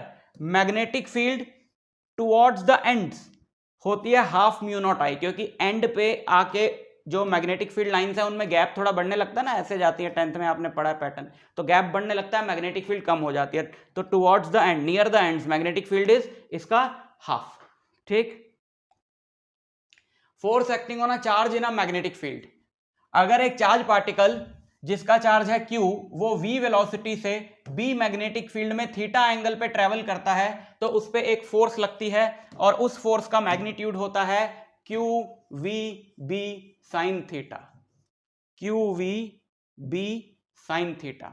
और वेक्टर फॉर्म में इसको आप लिख सकते हो F vector equal to Q into V cross B। ठीक, इसकी डायरेक्शन निकाली जाती है फ्लेमिंग्स लेफ्ट हैंड रूल से, जो कहता है कि आप अपनी तीनों फिंगर्स को, लेफ्ट हैंड की तीनों, ये 4 फिंगर, सेंट्रल फिंगर और थंब को म्यूचुअली परपेंडिकुलर स्ट्रेच करो। सेंट्रल फिंगर को आप मैग्नेटिक फील्ड की डायरेक्शन में रखो, इसको आप रखो पॉजिटिव चार्ज के मोशन की डायरेक्शन में, अगर चार्ज नेगेटिव हो तो इसको उसके उल्टा रखो, तो ये थंब जिधर आएगा उधर से आपको फोर्स की डायरेक्शन मिल जाएगी। ठीक, अगर एक चार्ज पार्टिकल मैग्नेटिक फील्ड में परपेंडिकुलरली एंटर करता है तो उसका जो पाथ होगा वो सर्कुलर होगा, क्योंकि तब उस पे फोर्स लगातार, देखो ये मैग्नेटिक फील्ड है ना, इसमें चार्ज पार्टिकल सपोज ऐसे हमारा एंटर किया v वेलोसिटी से, तो मैग्नेटिक फील्ड ऐसे, चार्ज पार्टिकल ऐसे, तो इस पे ऐसे फोर्स लगेगी तो इधर घूम जाएगा, इधर घूम जाएगा तो ऐसे हो जाएगा, तो ऐसे फोर्स लगेगी, फिर ऐसे फोर्स लगेगी, लगातार परपेंडिकुलर डायरेक्शन में फोर्स लग रही है। तो अगर एक चार्ज पार्टिकल परपेंडिकुलरली एंटर करता है मैग्नेटिक फील्ड में तो उसका पाथ होगा सर्कुलर। उस सर्कुलर पाथ के वेरियस पैरामीटर्स हम लोग निकालते हैं, बहुत ही इंपॉर्टेंट फॉर्मूले हैं कि जो ये सर्कल है इसका रेडियस होगा mv/bq, m is the mass of the particle, v velocity, b magnetic field, q charge, velocity होगी ये, टाइम पीरियड होगा ये 2 pi m upon B Q, frequency होगा टाइम पीरियड का रेसिप्रोकल, एंगुलर फ्रीक्वेंसी होगा 2 pi nu, B Q by M आता है, kinetic energy half M V square, V की वैल्यू डाली हमने यहाँ पे और ये आता है, ठीक है ना। ये सब फॉर्मूले लर्न करने हैं आपको। और अगर वो चार्ज पार्टिकल परपेंडिकुलरली ना एंटर करे, किसी एंगल थीटा पे एंटर करे, तो उसकी वेलोसिटी के दो कंपोनेंट्स होंगे, एक अलोंग द फील्ड होगा, एक परपेंडिकुलर टू द फील्ड होगा। तो परपेंडिकुलर टू द फील्ड वाला तो उसको सर्कुलर मोशन करवाएगा, अलोंग द फील्ड वाला उसे स्ट्रेट ले जाएगा। तो अगर थीटा हो between 0 degree and 90 degree, theta मतलब जिस एंगल पे चार्ज पार्टिकल फील्ड में एंटर करा है वो 0 डिग्री और 90 डिग्री के बीच में हो, तो पाथ होगा हेलिकल, और हेलिक्स की दो टर्न्स के बीच का डिस्टेंस इज कॉल्ड पिच, और वो पिच है v cos थीटा into 2 pi m by B Q, है ना। पिच क्या है, डिस्टेंस ही तो है ना। तो डिस्टेंस अलोंग द फील्ड क्या होगा, डिस्टेंस अलोंग द फील्ड क्या होगा, velocity along the field into time period. तो velocity along the field is v cos theta. अगर पार्टिकल ऐसे एंटर करा है और फील्ड ऐसे है ना, पार्टिकल v वेलोसिटी से एंटर करा है b से थीटा एंगल पर, तो ऑब्वियसली v का ये वाला कंपोनेंट क्या होगा, v cos थीटा, पैरेलल वाला। तो v cos थीटा into time period 2 pi m by B Q. Lorentz force, Lorentz force बोलते हैं उस फोर्स को जो एक ऐसे रीजन में लगती है किसी पार्टिकल पे जहां इलेक्ट्रिक फील्ड और मैग्नेटिक फील्ड दोनों प्रेजेंट हैं। तो इलेक्ट्रिक फील्ड की वजह से उस पर फोर्स लगती है QE, मैग्नेटिक फील्ड की वजह से उस पर फोर्स लगती है Q into V cross B, और इन दोनों का जो रिजल्टेंट है this F is called Lorentz force. Lorentz force का एक बहुत इंपॉर्टेंट एप्लीकेशन है which is called velocity selector और वेलोसिटी फिल्टर। अगर ये देखो एक ऐसा रीजन है जहां पर कि इलेक्ट्रिक और मैग्नेटिक फील्ड्स दोनों हैं, मैग्नेटिक फील्ड यहां इनटू द प्लेन है, इलेक्ट्रिक फील्ड यहां पर ये पॉजिटिव प्लेट है, नेगेटिव प्लेट है, तो इलेक्ट्रिक फील्ड ऐसे है। तो अगर एक चार्ज पार्टिकल ऐसे एंटर करा पॉजिटिवली चार्ज, तो उस पर इलेक्ट्रिक फोर्स लगेगी इलेक्ट्रिक फील्ड की डायरेक्शन में, यानी कि इधर, और मैग्नेटिक फोर्स किधर लगेगी, सोचो, ये देखो मैग्नेटिक फील्ड अंदर, पार्टिकल इधर, मैग्नेटिक फोर्स लगेगी ऊपर, यानी इलेक्ट्रिक फोर्स इधर लगेगी, मैग्नेटिक फोर्स इधर लगेगी, यानी दोनों अपोजिट डायरेक्शन में। और अगर दोनों बराबर हैं तो नेट फोर्स उस पर 0 होगी, और ना उसकी इधर डिफ्लेक्शन होगी ना इधर डिफ्लेक्शन होगी, वो सीधा चला जाएगा। तो अगर दोनों बराबर हैं तो we can write QE equal to QVB sine theta, theta तो 90 डिग्री हो गया ना, पार्टिकल ऐसे एंटर करा है, फील्ड ऐसे है, तो साइन 91, तो QE इक्वल टू QVB, क्या कटा, Q से Q कटा, and we got V equal to E by B, यानी कि सिर्फ वही पार्टिकल्स सीधा पास होंगे जिनकी वेलोसिटी की रेशियो जिनकी वेलोसिटी E बाई बी की रेशियो के बराबर है ना। और E और B की वैल्यू तो अपने को पता रहती है, तो हमको पता होगा कि यार ये जो पार्टिकल सीधा सीधा आया है इसकी वेलोसिटी कितनी है। तो डिफरेंट डिफरेंट वेलोसिटी के पार्टिकल्स को छांटने के लिए ये टेक्निक यूज की जा सकती है, इसलिए इसको वेलोसिटी सिलेक्टर या वेलोसिटी फिल्टर बोलते हैं। Force acting on a current carrying conductor placed in a magnetic field.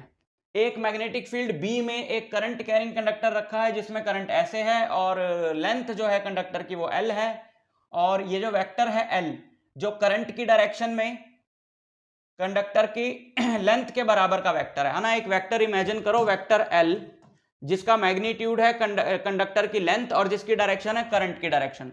L vector और B वेक्टर के बीच का एंगल है थीटा।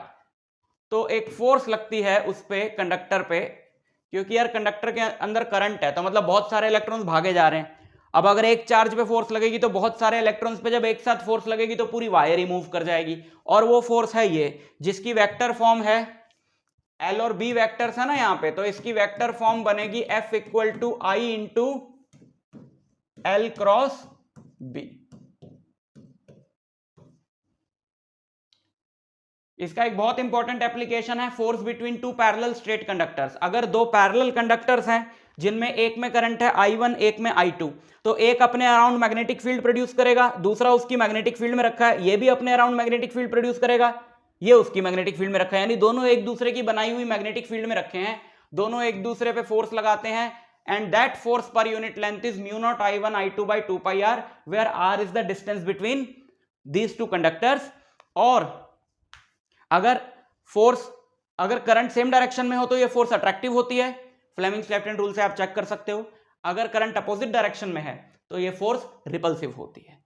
ठीक, नेक्स्ट, अगर एक current carrying coil magnetic field में रखा है, जैसे कि ये कॉइल है जिसमें करंट है I, और हमने इसको मैग्नेटिक फील्ड में रख दिया, ये रही magnetic field B, such that at any instant area vector of the coil and magnetic field के बीच में एंगल है थीटा, तो इस पे एक टॉर्क लगता है जिसकी वजह से ये घूमता है, and that torque is NIAB sin theta.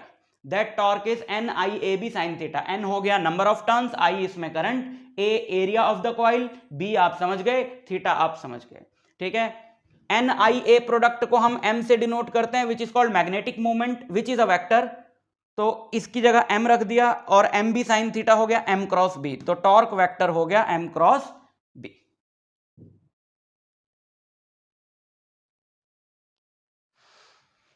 If the plane of the loop is normal to the direction of magnetic field, then theta is 0 degree, है ना। मैग्नेटिक फील्ड ऐसे है और उसका जो मैग्नेटिक फील्ड ऐसे है, और जो प्लेन ऑफ द कॉइल है that is perpendicular to the magnetic field, यानी ऐसे, तो फिर इसका एरिया वेक्टर भी इधर ही हुआ, है ना। तो B और A में एंगल हो गया 0 डिग्री, साइन 0 होता है 0, तो ऐसे केस में टॉर्क हो गया 0 विच is the minimum torque.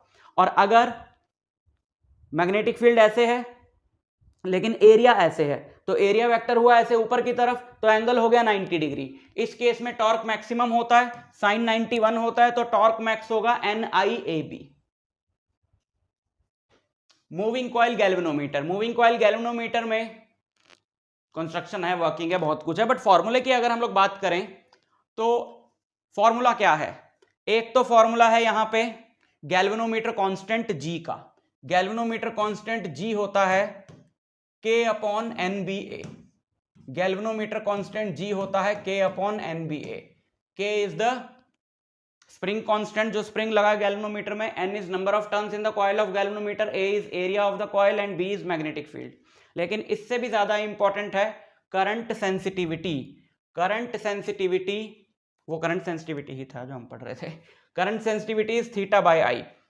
Theta by I मतलब कि 1 एम्पियर अगर करंट पास करेंगे तो गैल्वेनोमीटर का कॉइल कितना डिफ्लेक्ट होगा, that is called current sensitivity, जिसका फॉर्मूला होता है NAB अपॉन K।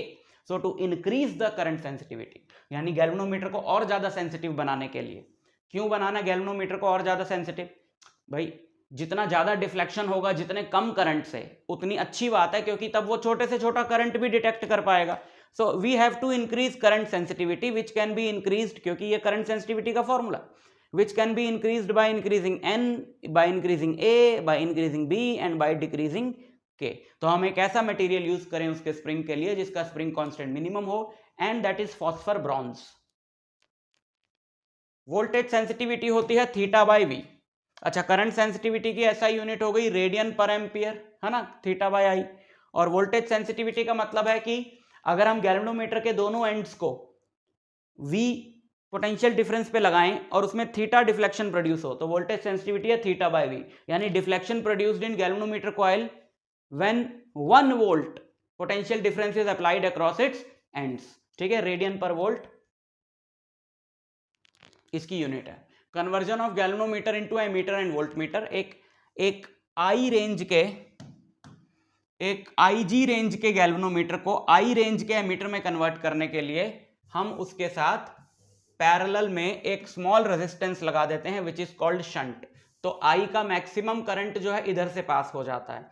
तो एक IG रेंज के गैल्वेनोमीटर को जिसका कॉइल रेजिस्टेंस है G, I रेंज के एमीटर में कन्वर्ट करने के लिए कितना शंट पैरेलल में लगाना है, इतना, IG RG upon I minus IG। फॉर्मूले और डायग्राम में थोड़ा सा मिसमैच हो गया है। So let's do one thing, इसको हम R लिख लें, है ना, R, और this resistance of galvanometer is RG, है ना। तो आपका ये फॉर्मूला इस हिसाब से बन जाए। ये जो शंट लगा है इसका रेजिस्टेंस R ले लिया और गैल्वेनोमीटर का रेजिस्टेंस RG ले लिया, तो हमको इसको पैरेलल में जो R लगाना है वो होगा IG RG by I minus IG। इसी तरीके से यहां पर भी एक गैल्वेनोमीटर है जिसका रेजिस्टेंस है RG और हमें इसको V रेंज के वोल्टमीटर में कन्वर्ट करना है, तो हमने इसके साथ सीरीज में एक रेजिस्टर लगा दिया R वैल्यू का, तो ये यहां से यहां तक वोल्टेज मेजर करेगा V, and that V will be IG RG, क्योंकि करंट तो दोनों में से सेम पास होगा, है ना। IgRg प्लस IgR, है ना। तो यूजिंग दिस इक्वेशन आप फाइंड कर सकते हो R आएगा ये। तो एक Ig रेंज के गैल्वेनोमीटर को V रेंज के वोल्टमीटर में कन्वर्ट करने के लिए उसके साथ आपको सीरीज में इतना रेजिस्टेंस लगाना पड़ेगा, एमीटर के लिए पैरेलल में और वोल्टमीटर के लिए सीरीज में।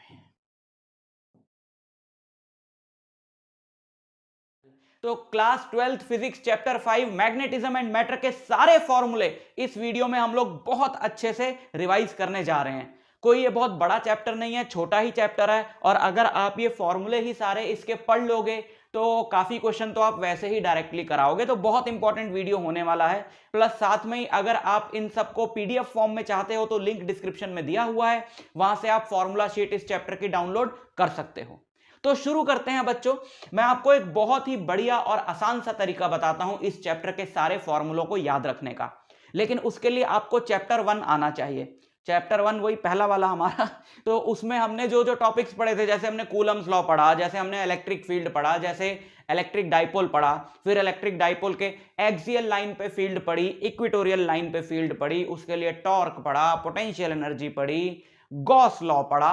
वो सारी ही चीजें यहां पर दोबारा रिपीट हो रही, ठीक है, वो दोबारा आपको सारी पढ़नी है। तो आपको एक ट्रिक बताता हूं शुरू करने से पहले, जरा इस टेबल को ध्यान से देखो। ये टेबल आप नोट कर लो, यहां पीडीएफ में तो मैं आपको दे ही रहा हूं, तो वहां से इस टेबल को आप देखते रहना साथ के साथ। ये है बड़ा ही इंपॉर्टेंट टेबल। अगर आप ये याद रख सको कि आपको चार्ज Q की जगह M लिखना है, मैग्नेटिक पोल स्ट्रेंथ बोलते हैं उसको, E की जगह जो इलेक्ट्रिक फील्ड इंटेंसिटी थी उसकी जगह B लिखना है, मैग्नेटिक फील्ड इंटेंसिटी। जहां जहां चैप्टर 1 के फॉर्मूले में 1/4 पाई एप्सिलॉन नॉट था, वहां वहां म्यू नॉट बाय 4 पाई लिख देना है। जहां जहां इलेक्ट्रिक डाइपोल मूवमेंट P थी, वहां मैग्नेटिक डाइपोल मूवमेंट या मैग्नेटिक मूवमेंट कैपिटल M लिख देना है। पॉजिटिव चार्ज का जो रोल था वहां पे यहां नॉर्थ पोल का होगा, और नेगेटिव चार्ज का जो रोल था वहां पे यहां साउथ पोल का होगा। तो इसकी जगह ये, इसकी जगह ये, इसकी जगह ये, जितने भी फॉर्मूले थे आपके चैप्टर 1 के, इनकी जगह आप ये रिप्लेस करके 5th चैप्टर के सारे फॉर्मूले बना सकते हो। आप देखेंगे हम। देखो, सबसे पहले हम लोग स्टार्ट करते हैं Coulomb's law in magnetism. Coulomb's law ये कहता है कि अगर दो मैग्नेटिक पोल्स हैं, एक का पोल स्ट्रेंथ M1 है, एक का पोल स्ट्रेंथ M2 है, दोनों के बीच में डिस्टेंस R है। पोल स्ट्रेंथ क्या होता है? Pole strength is the ability of a pole to attract or repel other magnetic poles. भाई, एक मैग्नेट के किसी भी पोल की उस स्ट्रेंथ को कि वो दूसरे मैग्नेट के पोल्स को अपनी तरफ कितनी पावर से, कितनी स्ट्रेंथ से अट्रैक्ट या रिपेल कर सकता है, उसे बोला जाता है पोल स्ट्रेंथ। तो अगर दो पोल्स हैं हमारे पास, सेम मैग्नेट के नहीं, अलग अलग मैग्नेट्स के, एक का पोल स्ट्रेंथ है M1, एक का M2, उनके बीच में डिस्टेंस है R, तो उनके बीच में फोर्स ऑफ अट्रैक्शन या रिपल्शन होगी mu naught by 4 pi. 1/4 pi epsilon naught की जगह हमने क्या लगा दिया? Mu naught by 4 pi. Q1 Q2 की जगह आ गया M1 M2 bye R square. ठीक है, बस वहां से उठा के रिप्लेस करते जाना, सारे फॉर्मूले बन जाएंगे। बस एक आध नया फॉर्मूला है, वो बहुत ईजी है, हम देख लेंगे। ठीक है, तो जो पोल स्ट्रेंथ है, पोल स्ट्रेंथ मैंने आपको बता दिया होता क्या है, और इसकी SI यूनिट होती है एम्पियर मीटर। क्यों? अभी पता चलेगा। Magnetic field intensity at a point, याद करो electric field intensity at a point क्या थी? इलेक्ट्रिक फील्ड इंटेंसिटी थी किसी भी पॉइंट पे force acting on a unit positive charge placed at that point.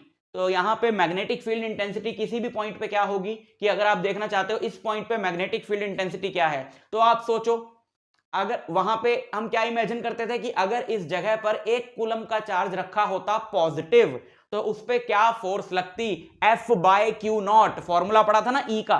तो बस पॉजिटिव चार्ज की जगह आपने, अभी टेबल दिखाया पीछे, पॉजिटिव चार्ज की जगह आपने बोलना है नॉर्थ पोल। ठीक है, और चार्ज की जगह मतलब आपने बोलना है पोल स्ट्रेंथ। तो अगर कोई बोले कि इस पॉइंट पे मैग्नेटिक फील्ड इंटेंसिटी क्या है, तो आप बोलो अगर यहां पर एक इमेजिनरी आइसोलेटेड नॉर्थ पोल होता। अब यहां पे इमेजिनरी वर्ड लगाना पड़ेगा क्योंकि चार्जेस तो अकेले अकेले हो सकते हैं, लेकिन पोल्स तो अकेले अकेले नहीं हो सकते। बट डेफिनेशन तो हमने एज इट इज वहां से उठा के बनाई है। So we will say that magnetic field intensity at any point is equal to the force acting on an imaginary north pole of unit pole strength placed at that point. जैसे वहां पे formula था F bye Q not का, यहां पे F bye am not हो जाएगा। ये एम नॉट एक इमेजिनरी टेस्ट पोल है, जैसे वहां टेस्ट चार्ज होता था, and this will always be north पोल।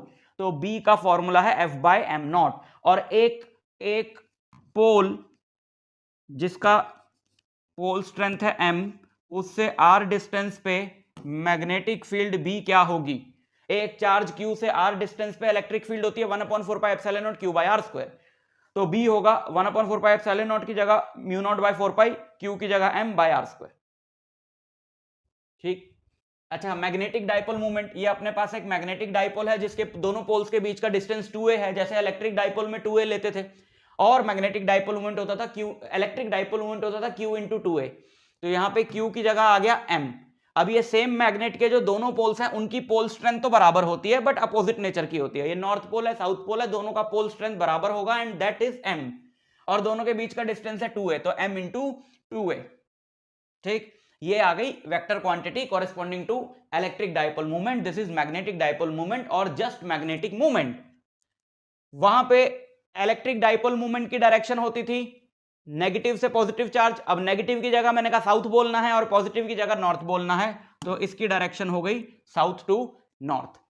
और ऐसा unit of m is ampere metre square. अगर आप इससे पहले वाला चैप्टर क्या नाम है उसका, मूविंग चार्जेस एंड मैग्नेटिज्म को आपने अच्छे से पढ़ा है, तो वहां पे आपने पढ़ा होगा कि एक लूप की जो मैग्नेटिक मूवमेंट होती है, मैग्नेटिक मूवमेंट हम पहले भी पढ़ चुके हैं, एक लूप की जो मैग्नेटिक मूवमेंट होती है वो मैग्नेटिक मूवमेंट की जो SI यूनिट होती है, लूप की जो मैग्नेटिक मूवमेंट होती है वो NIA होती है। ये फॉर्मूला मैंने इस चैप्टर में भी आगे इंक्लूड करा हुआ है। NIA मतलब N is number of turns in the loop, I is current in the loop, A is area of the loop. देखो, हर एक मैग्नेटिक सोर्स अपने आप में डाइपोल है, और किसी भी मैग्नेटिक डाइपोल की डाइपोल मूवमेंट तो होती ही है। तो अगर एक सर्कुलर लूप है या स्क्वायर लूप है या रेक्टेंगुलर करंट कैरिंग लूप है, तो वो अपने अराउंड मैग्नेटिक फील्ड प्रोड्यूस करता है, तो ऑब्वियसली वो मैग्नेटिक फील्ड का सोर्स है, तो उसकी भी तो कोई डाइपोल मूवमेंट होगी ना। तो उसकी डाइपोल मूवमेंट होती है NIA। NI और A का मतलब मैंने आपको बता दिया। और अगर आप इसकी यूनिट निकालोगे तो I होता है करंट एम्पियर और A होता है मीटर स्क्वायर, तो इसलिए मैग्नेटिक डाइपोल मूवमेंट की जो यूनिट आती है वो आती है एम्पियर मीटर स्क्वायर। तो ये यूनिट तो अपने को पहले से पता थी, और इसकी होती है डिस्टेंस, तो फिर यहां से पोल स्ट्रेंथ की अपने को यूनिट पता लग गई कि एम्पियर इंटू मीटर होगी। ठीक, याद रखना, कंफ्यूजन तो नहीं हो रही ना। ये m तो मीटर के लिए है और ये स्मॉल m हमने पोल स्ट्रेंथ के लिए लिया है। और बुक्स में अगर देखा जाए तो काफी बुक्स में पोल स्ट्रेंथ का जो सिंबल है वो QM है ना, क्योंकि चार्ज के कॉरेस्पॉन्डिंग फिजिकल क्वांटिटी है तो वो Q से डिनोट करते हैं। ओके, अब वो आ जाओ वाले फॉर्मूले, डाइपोल वाले फॉर्मूले थे जो इक्वेटोरियल लाइन पे, एक्सियल लाइन पे, तो वही एज इट इज उठा के लिख दो। इक्वेटोरियल एक्सियल लाइन की बात करते हैं सबसे पहले। इसकी एक्सियल लाइन पे सेंटर से r डिस्टेंस पर एक पॉइंट है P, तो इस पे मैग्नेटिक फील्ड होगी mu naught by 4 pi, 1/4 pi epsilon naught की जगह वो आ गया। और डेरिवेशन भी इनके एज इट इज बिल्कुल वैसे ही उठा के कर देना। वो होता था 2PR, तो ये होगा 2MR, डिनोमिनेटर में वही। और शॉर्ट डाइपोल के लिए हम A को इग्नोर कर देते थे, r की पावर 4 आएगी, एक r से कट जाएगा, नीचे r³ बचेगा, है ना। शॉर्ट डाइपोल याद है ना आपको, शॉर्ट डाइपोल मतलब जब A बहुत छोटा है और r बहुत बड़ा है, यानी डाइपोल बहुत छोटा है और ये जो पॉइंट है बहुत दूर लाई करता है, तो हम A को इग्नोर कर देते। ठीक, इक्वेटोरियल वाला फॉर्मूला भी एज इट इज उठा के लिख दिया, 1/4 पाई एप्सिलॉन नॉट की जगह म्यू नॉट बाय 4 पाई, वहां P होता था, यहाँ M आ गया, डिनोमिनेटर तो वही रहा। शॉर्ट डाइपोल के लिए A को 0 डाल दिया, 2 से 2 कटा, नीचे r³ बचे। ठीक, torque acting on a magnetic dipole placed in external magnetic field. Torque acting on a magnetic dipole, अब वहां पे भी हम एक इलेक्ट्रिक डाइपोल को एक्सटर्नल इलेक्ट्रिक फील्ड में प्लेस करते थे, तो उस पर टॉर्क एक्ट करता था PE sin थीटा। यहां पर भी हमारे पास एक मैग्नेटिक डाइपोल है, ये हमने इसको एक्सटर्नल मैग्नेटिक फील्ड में प्लेस किया साउथ टू नॉर्थ। ये रही इसकी डाइपोल मूवमेंट M, किसी और कलर से बना देते, ये रही इसकी डाइपोल मूवमेंट M, है ना। और डाइपोल मूवमेंट और मैग्नेटिक फील्ड के बीच का एंगल है थीटा। अच्छा, नॉर्थ पोल पे इस तरफ फोर्स लगेगी MB, जैसे वहां पे एक चार्ज Q पे E इलेक्ट्रिक फील्ड में फोर्स लगती थी QE, यहां पर एक पोल M पे B इलेक्ट्रिक फील्ड में फोर्स लगेगी MB। अगर वो नॉर्थ पोल है तो फील्ड की डायरेक्शन में, साउथ पोल है तो अपोजिट डायरेक्शन में, तो इस पे टॉर्क लगेगा ऐसे, ये घूमेगा, और वो टॉर्क होता था PE sin थीटा। तो ऑब्वियसली ये टॉर्क होगा एम बी साइन थीटा, क्योंकि पी की जगह एम है, ई की जगह बी है। ठीक है, वेक्टर फॉर्म वो पी क्रॉस ई होता था, ये एम क्रॉस बी है। स्टेबल इक्विलिब्रियम की कंडीशन और अनस्टेबल इक्विलिब्रियम की कंडीशन वही रही, थीटा 0 डिग्री, थीटा 180 डिग्री। ठीक, पोटेंशियल एनर्जी का फॉर्मूला वहां पे होता था पी, ये कैपिटल एम है, PE cos theta 2 minus cos theta 1, है ना। अगर आपका एक डाइपोल है मैग्नेटिक फील्ड में जो फिलहाल थीटा 1 एंगल पर है और वो इधर घूमना चाहता है ना, जैसे थीटा 1 एंगल पर है बट वो इधर घूमना चाहता है और मैंने उसको उल्टा घुमा दिया सच दैट कि एम और बी के बीच का एंगल मैंने कर दिया थीटा 2, तो मुझे जो वर्क करना पड़ेगा वो होगा minus M B cos theta 2 minus cos theta 1, और ये वर्क जो है इसकी पोटेंशियल एनर्जी के रूप में स्टोर हो जाएगा, इसलिए जैसे ही मैं इसको छोड़ूंगा ये वापस घूम जाएगा। So that potential, same concept, that potential energy is this. और अगर इनिशियल एंगल 90 डिग्री ले लें, थीटा 2 थीटा ले लें कि परपेंडिकुलर डायरेक्शन से किसी भी एंगल पे मैंने घुमाया है, तो cos 90 0 हो जाएगा। ये अरे मैंने स्मॉल m क्यों लिख दिया भाई, ठीक कर लेना बेटा इसका, minus M B cos theta और एम बी कॉस थीटा मतलब m डॉट b। ठीक है, ओके, हो गए ये वाले स्लाइड के फॉर्मूले। अगले, अच्छा, Gauss law in magnetism. Gauss law in magnetism कहता है कि किसी भी क्लोज्ड सरफेस के थ्रू जो नेट मैग्नेटिक फ्लक्स होगा वो 0 होगा, जैसे एक क्लोज सरफेस है। देखो चैप्टर 1 में एक क्वेश्चन आता था कि अगर एक क्लोज सरफेस ने एक डाइपोल एनक्लोज करा हुआ है तो फिर उसके थ्रू फ्लक्स कितना होगा, और उस क्वेश्चन का आंसर था 0, क्योंकि अगर एक ये क्लोज सरफेस है ना, और इसने एक डाइपोल एनक्लोज करा, डाइपोल मतलब जितना पॉजिटिव चार्ज उतना ही नेगेटिव चार्ज, इसलिए आंसर 0 रहेगा, क्योंकि जितनी इलेक्ट्रिक फील्ड लाइंस बाहर निकलेंगी पॉजिटिव से उतनी ही नेगेटिव में वापस घुस जाएंगी, है ना, जितनी पॉजिटिव से बाहर निकलेंगी उतनी ही नेगेटिव में वापस घुस जाएंगी। तो नेट इलेक्ट्रिक फ्लक्स क्या रहता था, 0, जब भी एक क्लोज सरफेस एक डाइपोल एनक्लोज करता था। बट इलेक्ट्रिक फील्ड में तो आइसोलेटेड चार्जेस भी हो सकते हैं और डाइपोल्स भी हो सकते हैं, बट मैग्नेटिक फील्ड में, यहाँ मैग्नेटिक फील्ड का source is always a dipole, जहां जहां नॉर्थ है वहां साउथ होगा, मोनोपोल्स एग्जिस्ट नहीं कर सकते, जहां साउथ है वहां नॉर्थ होगा। इसलिए किसी भी क्लोज सरफेस के अंदर अगर एक मैग्नेटिक फील्ड का सोर्स है तो उस सोर्स में नॉर्थ पोल और साउथ पोल दोनों होंगे, तो अगर उसमें से नॉर्थ से मैग्नेटिक फील्ड लाइंस निकली हैं तो साउथ में वापस भी घुसेंगी, है ना, तो जितनी इस सरफेस से मैग्नेटिक फील्ड लाइंस बाहर जाएंगी उतनी ही वापस अंदर भी आ जाएंगी। तो net magnetic flux through a close surface will always be 0, not q by epsilon naught जैसे वहां होता था, and this is Gauss law. ठीक, अच्छा, ये magnetic movement of a loop वाला फॉर्मूला हम पहले ही डिस्कस कर लिए हैं, और यहां पर भी मैं लिख के लाया था क्योंकि ये इंपॉर्टेंट है इस चैप्टर के लिए भी।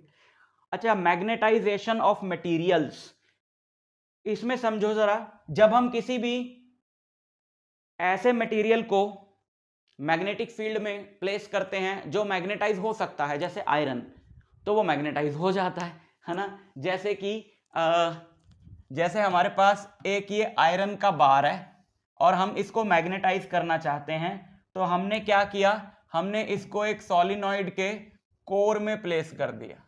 ठीक है, हमने इसको एक सॉलिनॉइड के कोर में प्लेस कर दिया ऐसे, ठीक, सॉलिनॉइड के अंदर ठूंस दिया। ओके, तो सबसे पहले तो देखो, पहली टर्म है मैग्नेटाइजिंग फील्ड। हमने क्या किया, इस सॉलिनॉइड में ऑब्वियसली हमने इस अंदर वाले आयरन बार को मैग्नेटाइज करना है, तो हमने इस सॉलिनॉइड को एक बैटरी से कनेक्ट कर दिया। जब हमने इसको बैटरी से कनेक्ट किया तो इसके अंदर एक करंट फ्लो किया I, है ना, और उसकी वजह से सॉलिनॉइड के इंटीरियर में एक मैग्नेटिक फील्ड पैदा हो गई। ये पढ़ा है इस मैग्नेटिक फील्ड के बारे में तो हमने, और ये मैग्नेटिक फील्ड क्या होती है सॉलिनॉइड के अंदर, सॉलिनॉइड के अंदर मैग्नेटिक फील्ड होती है mu naught Ni, where N is the number of turns per unit length of the solenoid. अब ये जो अंदर जो आयरन का बार हमने रखा है, ये इसी फील्ड की वजह से तो मैग्नेटाइज होगा। हर मटेरियल मैग्नेटिक फील्ड में मैग्नेटाइज नहीं हो जाता, कुछ पर्टिकुलर टाइप के मटेरियल्स ही मैग्नेटिक फील्ड में मैग्नेटाइज होते हैं, which are called paramagnetic materials, ठीक है, जिसके बारे में चैप्टर में डिटेल में जाएंगे, ये तो सिर्फ फॉर्मूले का वीडियो है, ठीक। सो ये जो फील्ड म्यू नॉट एन आई है, इस फील्ड में अब ये आयरन बार पड़ा हुआ है और इसी की वजह से ये मैग्नेटाइज हुआ है, तो इस वाली फील्ड को बोलते हैं मैग्नेटाइजिंग फील्ड, यानी मैग्नेटाइज करने वाली फील्ड, है ना। तो ये हो गई मैग्नेटाइजिंग फील्ड। अच्छा, इस फील्ड को अगर मैंने बदलना हो तो मेरे हाथ में दो चीजें हैं, एन और आई। म्यू नॉट मैं थोड़ी बदल सकता हूं, वो तो फिक्स्ड है, तो मेरे हाथ में दो चीजें हैं, एन और आई। या तो मैं इस सॉलिनॉइड में नंबर ऑफ टर्न्स बदल सकता हूं। मैं देख रहा हूं यार आयरन बार को जितना मैग्नेटाइज मैंने करना उतना हुआ नहीं, शायद मैग्नेटिक फील्ड वीक रह गई, तो मैं चाहता हूं मैं मैग्नेटिक फील्ड को बढ़ाऊं। So I can increase two things, number of turns per unit length and current. तो इन दोनों के प्रोडक्ट को बोलते हैं मैग्नेटाइजिंग फील्ड इंटेंसिटी। मतलब हमारे हाथ में जो चीज है ना, मैग्नेटाइजिंग फील्ड की इंटेंसिटी हम कैसे चेंज करें, एन और आई को चेंज करके, and that is represented by H. इसकी यूनिट होती है एम्पियर पर मीटर, ठीक। Next is intensity of magnetisation, की ये सब्सटेंस कितना मैग्नेटाइज हुआ है। कोई भी सब्सटेंस अगर मैग्नेटाइज होगा तो उसके अंदर मैग्नेटिक डाइपोल्स बन जाएंगे, ठीक है, तो उसके अंदर आ जाएगी डाइपोल मूवमेंट। अगर जो देखो, जैसे ये आयरन का बार है ना, जब ये इस मैग्नेटिक फील्ड में नहीं रखा था तो ये मैग्नेटाइज नहीं था, क्योंकि इसके अंदर के जो सारे डाइपोल्स थे, हर एक एटम अपने आप में एक डाइपोल होता है, ये आप इस चैप्टर में पढ़ोगे, तो इसके अंदर के जितने भी एटम्स थे यानी सारे डाइपोल्स, उन सब की डाइपोल मूवमेंट रैंडमली ओरिएंटेड थी। और क्योंकि डाइपोल मूवमेंट वेक्टर क्वांटिटी होती है तो नेट डाइपोल मूवमेंट था 0। लेकिन जैसे ही हमने इसको एक्सटर्नल मैग्नेटिक फील्ड में रखा, सबकी जो डाइपोल्स, सारे डाइपोल्स जो हैं वो एक ही डायरेक्शन में अलाइन कर गए, तो इसमें एक नेट मैग्नेटिक मूवमेंट आ गया m। तो पर यूनिट वॉल्यूम कितना इसमें मैग्नेटिक मूवमेंट आया, उसी से तो पता चलेगा ये कितना मैग्नेटाइज हुआ है। भाई एक इतना सा सब्सटेंस आपने रखा और एक इतना बड़ा रखा है, तो अगर सिर्फ अगर हम टोटल मैग्नेटिक मूवमेंट देखेंगे तो हमें यह नहीं पता लगेगा कौन सा ज्यादा मैग्नेटाइज हुआ है ना। इसमें भी 10 यूनिट मैग्नेटिक मूवमेंट इंड्यूस हुआ, इसमें भी 10 यूनिट मैग्नेटिक मूवमेंट इंड्यूस हुआ, पर ये बड़ा है ये छोटा है, तो ऑब्वियसली ये ज्यादा मैग्नेटाइज हुआ। तो किस चीज से हम मेजर करें कि कौन सी चीज ज्यादा मैग्नेटाइज हुई है, हम उसको मेजर करेंगे magnetic movement per unit volume से, and that is called intensity of magnetisation, ठीक है। अच्छा, एक तो हमने एक्सटर्नल मैग्नेटिक फील्ड में इसको रखा और एक इसके अंदर खुद भी इंड्यूस हो गई, और जो इसके अंदर खुद फील्ड इंड्यूस हुई है वो है Bm। इसके अंदर जो खुद फील्ड, देखो एक्सटर्नल कौन सी है जिसमें हमने इसको रखा, B0, है ना, और इसके अंदर जो खुद इंड्यूस हुई है वो है Bm।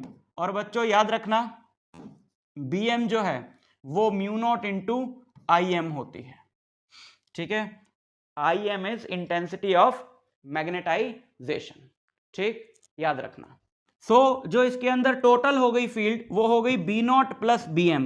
B0 की वैल्यू हमने रखी म्यू नॉट इंटू H, है ना। देखो B0 क्या है, म्यू नॉट Ni, लेकिन Ni है जो H है, तो B0 प्लस Bm, तो mu not into H plus mu naught into not M, mu naught into Im, ठीक है। तो म्यू नॉट कॉमन आ गया, तो यहां पे क्या बचेगा, आई एम सॉरी ये टाइपिंग में थोड़ी सी मिस्टेक हो गई, बट मैं आपको ठीक करके दे रहा हूं। यहां पे क्या बचेगा, यहां पे बचेगा ये, ठीक।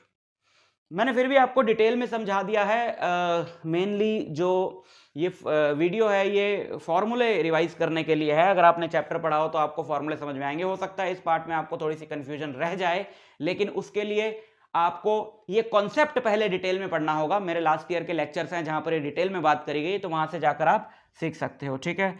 अच्छा, मैग्नेटिक ससेप्टिबिलिटी, मैग्नेटिक ससेप्टिबिलिटी क्या होती है, यहां पे मैं लिख देता हूं काई m, x नहीं है, ये काई है सिंबल। तो मैग्नेटिक ससेप्टिबिलिटी होती है Im बाय H। Im किस चीज का मेजरमेंट है कि कितनी फील्ड इंड्यूस हुई, H किस चीज का मेजरमेंट है कि कितनी फील्ड अप्लाई करी, है ना। तो ससेप्टिबिलिटी किसकी ज्यादा होगी, जिसमें इंड्यूस ज्यादा हुई है, अप्लाई कम करी है, यानी वो मटेरियल्स जो बहुत इजीली मैग्नेटाइज हो जाते हैं उनकी ससेप्टिबिलिटी ज्यादा होती है, राइट। और आपको याद होगा म्यू आर, किसी भी मटेरियल का म्यू आर जो डाई इलेक्ट्रिक कांस्टेंट का रोल प्ले करता है यहां पे, यानी किसी भी मटेरियल का जो म्यू आर होता है वो होता है mu naught divided bye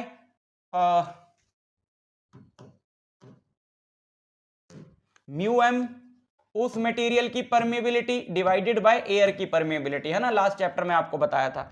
so mu R होता है 1 प्लस ससेप्टिबिलिटी काई एम, ये इन दोनों का रिलेशन होता है, ठीक है। Next, effect of temperature on magnetisation of materials. देखो हम ये देखना चाह रहे हैं कि किसी भी मटेरियल की मैग्नेटाइजेशन पे टेम्परेचर का क्या इफेक्ट पड़ता है। तो देखें जरा, फॉर्मूला क्या है कि जो इंटेंसिटी ऑफ मैग्नेटाइजेशन है I M, that is equal to C into H by T. H आप जानते हो, एच आप जानते हो मैग्नेटाइजिंग फील्ड इंटेंसिटी है, और टी जो है वो टेम्परेचर है, और सी एक कांस्टेंट है जिसको बोलते हैं क्यूरी कांस्टेंट। यानी कि intensity of magnetisation is inversely proportional to temperature for a fixed N and I, है ना। अगर एच फिक्स कर दूं और सी तो है ही कांस्टेंट, तो intensity of magnetisation is inversely proportional to temperature, यानी टेम्परेचर जितना हाई होगा सब्सटेंस को मैग्नेटाइज करना उतना ही मुश्किल होगा, यानी उसकी इंटेंसिटी ऑफ मैग्नेटाइजेशन उतनी ही कम होगी। उसका सिंपल सा रीजन है कि अगर टेम्परेचर हाई होगा तो उसके डोमेन्स को एक पर्टिकुलर डायरेक्शन में अलाइन करना मुश्किल हो जाएगा, वो सब रैंडमली अपनी थर्मल एनर्जी की वजह से रैंडमली ओरिएंट ज्यादा होंगे, ठीक। और आई एम बाय एच, इस एच को इधर ले आऊं तो आई एम बाय एच क्या होता है, अभी पीछे आपको बताया, आई एम बाय एच होता है magnetic susceptibility, and that is equal to C by T. So this is called Curie law, कि susceptibility of a material is inversely proportional to temperature of the substance, ठीक है। तो last set of फॉर्मूले जो थे वो ये। शुरू करते हैं बच्चों। सबसे पहला जो फॉर्मूला है इसके अंदर वो है मैग्नेटिक फ्लक्स का। मैग्नेटिक फ्लक्स क्या होता है, जैसे एक एरिया है, मैग्नेटिक फील्ड बी में एक एरिया रखा है, such that the angle between area vector and magnetic field. Area vector आप जानते हैं कि किसी भी कॉइल के परपेंडिकुलर होता है, किसी भी एरिया के परपेंडिकुलर होता है। तो ये एरिया ऐसे रखा है, ये रहा इसका एरिया वेक्टर, और मैग्नेटिक फील्ड है ऐसे, इन दोनों के बीच में एंगल है थीटा। तो मैग्नेटिक फ्लक्स होता है बी और ए का dot product, B dot A. और आपको पता है डॉट प्रोडक्ट क्या होता है, खोल दो इसको, तो B A cos theta. So this is the formula for magnetic flux. और मैग्नेटिक फ्लक्स की जो यूनिट होती है वो वेबर होती है, जिसका सिंबल होता है कैपिटल डब्ल्यू स्मॉल बी। अब बात करते हैं मोशनल ईएमएफ की। मोशनल ईएमएफ क्या है बच्चों, अगर किसी भी कंडक्टर को मैग्नेटिक फील्ड में इस तरीके से मूव कराया जाए कि उसके थ्रू लिंक्ड फ्लक्स चेंज हो विद टाइम, तो उस कंडक्टर के दोनों एंड्स में ईएमएफ इंड्यूस हो जाता है। और अगर उन दोनों एंड्स में हम कोई क्लोज्ड सर्किट लगाएं तो उस सर्किट में करंट आ जाता है। तो इसको बोलते हैं मोशनल ईएमएफ, क्योंकि ये मोशन की वजह से प्रोड्यूस हुई है। तो इससे रिलेटेड क्या क्या फॉर्मूले हैं इस चैप्टर में। सबसे पहले ये केस देखो, यहां पर एक परपेंडिकुलर मैग्नेटिक फील्ड में, क्रॉस समझते हो ना, magnetic field is into the plane. एक हमने ऐसा मेटेलिक फ्रेम रखा है जिसपे एक मेटेलिक स्लाइडिंग आर्म है एल लेंथ की, जिसको हम इधर खींच रहे हैं वी वेलोसिटी से, right. And magnitude of this magnetic field is let B. तो इसके दोनों एंड्स में एक ईएमएफ इंड्यूस हो जाता है, और उस ईएमएफ का फॉर्मूला होता है BLV। मॉड मैंने इसलिए लगाया है क्योंकि आगे नेगेटिव साइन होता है लेंज लॉ की वजह से। आपने अगर चैप्टर पढ़ा तो आपको आइडिया होगा, बट न्यूमेरिकल्स में we will use this formula BLV। यहां पर याद रखना कि B ईएमएफ तभी इंड्यूस होगा, यह बात आपके बहुत ही काम आएगी न्यूमेरिकल्स में, अगर BLV all are mutually perpendicular to each other है। म्यूचुअली परपेंडिकुलर हैं तीनों, बी एल और वी। देखो वी ऐसे है, एल ऐसे है, बी ऐसे है, तीनों म्यूचुअली परपेंडिकुलर हैं। अगर इनमें से कोई भी दो पैरेलल हुए तो कंडक्टर के दोनों एंड्स में कोई ईएमएफ इंड्यूस नहीं होगा। अगर इस कंडक्टर का रेजिस्टेंस है आर, तो सर्किट में, मतलब कंडक्टर का नहीं पूरे सर्किट का मिला के रेजिस्टेंस है आर, तो ओम्स लॉ लगाओ, करंट कितना बहेगा इसमें से, करंट कितना फ्लो करेगा इस सर्किट में, करंट फ्लो करेगा BLV बाय आर। करंट की डायरेक्शन क्या होगी, करंट की डायरेक्शन हम लोग निकालते हैं by Fleming's right hand rule. Right hand rule में आपको इस फिंगर को मैग्नेटिक फील्ड की डायरेक्शन में रखना है, थंब को मोशन की डायरेक्शन में रखना है, और इससे आपको करंट की डायरेक्शन मिलेगी सेंट्रल फिंगर से, जो कि आ रही है ऐसे, ठीक है। तो इसमें ऐसे करंट एक फ्लो करेगा आई, and that current is BLV/R। दूसरा केस जो है मोशनल ईएमएफ का, वो ये है कि अगर एक कंडक्टर, यही वाला कंडक्टर अगर ऐसे रोटेट करे मैग्नेटिक फील्ड में, तो इसके दोनों एंड्स में कितना ईएमएफ इंड्यूस होगा। अच्छा, पिछले वाले में एक दो फॉर्मूले और हैं, उनको समझ लो पहले, फिर इस पे आते। Force required to move the conductor, B²L²V/R। Force का आप फॉर्मूला जानते हो, जब current carrying conductor magnetic field में होता है 90 डिग्री पे मूव करता है, मतलब L और B 90 डिग्री पे होता है, तो उस पे जो फोर्स एक्ट करती है वो ILB होती है। अभी I का पीछे हमने जो फॉर्मूला पढ़ा उसको यहां पे रख दो, तो फोर्स का फॉर्मूला आ जाएगा।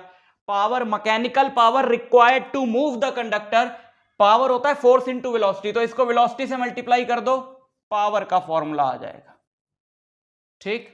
अच्छा, अगर यही ऐसे रोटेट करेगा मैग्नेटिक फील्ड में, तो भी इसके दोनों एंड्स में ईएमएफ इंड्यूस होगा, बिकॉज अभी भी तो V, L और B परपेंडिकुलर है ना। अगर ये ओमेगा एंगुलर वेलोसिटी से रोटेट कर रहा है और इसकी लीनियर वेलोसिटी जो टेंजेंशियली लगती है वो V है, तो इसके दोनों एंड्स में जो ईएमएफ इंड्यूस होगा वो हाफ BL² ओमेगा होगा। और करंट क्या इंड्यूस होगा, अगर ये किसी सर्किट से हम इसको कनेक्ट कर दें, तो करंट होगा ओम्स लॉ, इसको R से डिवाइड कर लो,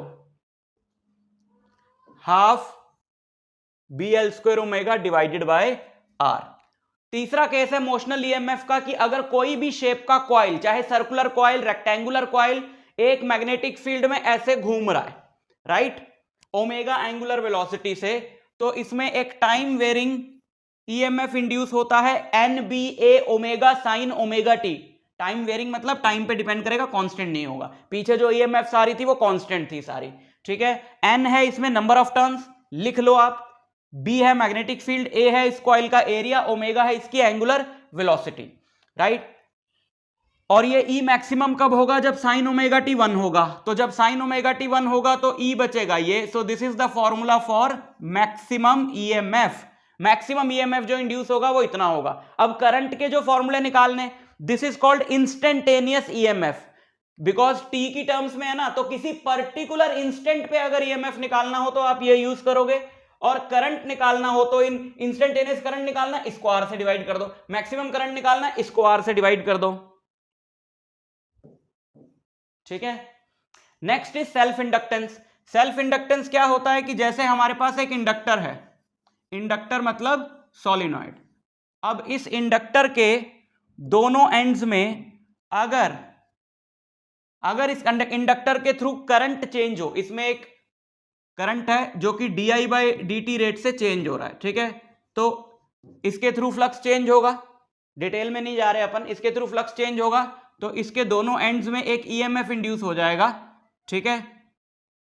पहली बात तो ये है कि एट एनी इंस्टेंट अगर इसमें करंट I फ्लो कर रहा है, तो इसके थ्रू जो फ्लक्स फाई होगा वो ऐसे रिलेटेड होगा, L is called the inductance और सेल्फ इंडक्टेंस और coefficient of self inductance of this inductor, ठीक है। और इसके अक्रॉस जो ईएमएफ इंड्यूस होगा E, वो क्या होगा, E होता है माइनस d∅dt, है ना।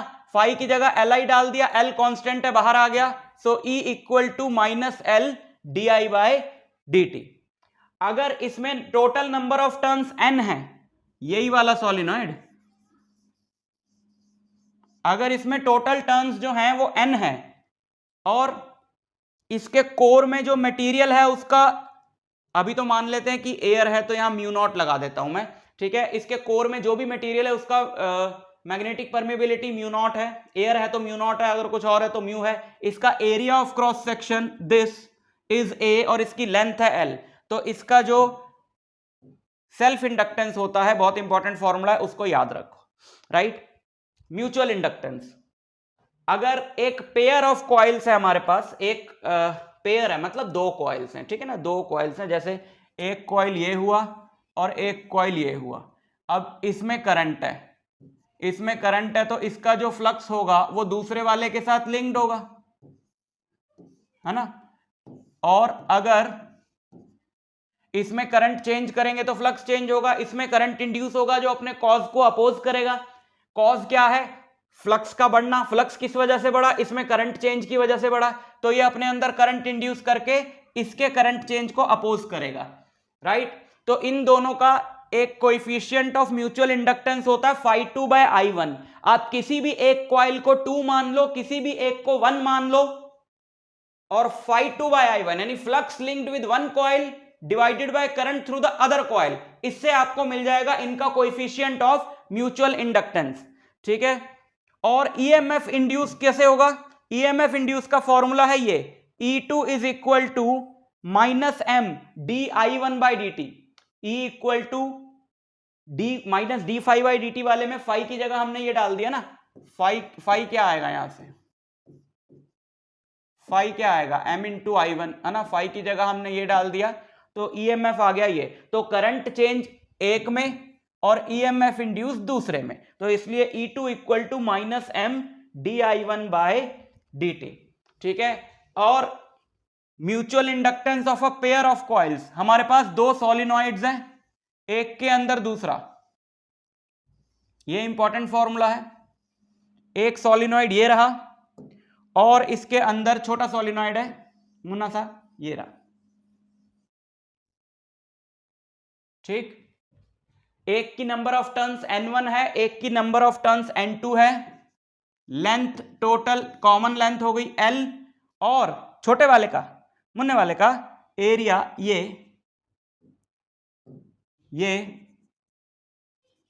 है A, राइट। और म्यू जो भी मटेरियल है उसका म्यू मान लेते हैं, एयर है तो म्यू नॉट लगा लो। Coefficient of mutual inductance of this pair is this, ठीक है। न्यूमेरिकल्स कर पाओगे आप पूरे चैप्टर के ये सारे फॉर्मूलों की हेल्प से। Hello students, welcome back to Mandeep education academy YouTube channel. बच्चों, इस वीडियो में हम आपके क्लास 12th फिजिक्स के चैप्टर अल्टरनेटिंग करंट्स के सारे फॉर्मूले अच्छे से रिवाइज करने जा रहे हैं। तो अगर आप ये वीडियो देख रहे हो तो मेक श्योर कि आपने चैप्टर पढ़ा हुआ है और इस चैप्टर के सारे कॉन्सेप्ट्स और टर्म्स से आप अच्छे से फेमिलियर हो। साथ ही साथ मैं आपको एक पीडीएफ दे रहा हूं, ये जितने भी फॉर्मूले यहां पे रिवाइज करा रहा हूं उन सब का, उसका लिंक आपको डिस्क्रिप्शन में मिल जाएगा। तो शुरू करते हैं। सबसे पहले है various values of current end voltage. इस चैप्टर में आप जानते हो कि 2-3 तरह के करंट्स के और वोल्टेज के नाम यूज हो रहे हैं, जैसे आरएमएस वैल्यू, जैसे एवरेज वैल्यू। तो उनके फॉर्मूले पहले हम रिवाइज कर लेते हैं, ठीक है ना। सबसे पहले बात करते हैं instantaneous value of alternating voltage की, वो है E equal to E0 sine omega T, और इंस्टेंटेनियस करंट है I0 sign omega T.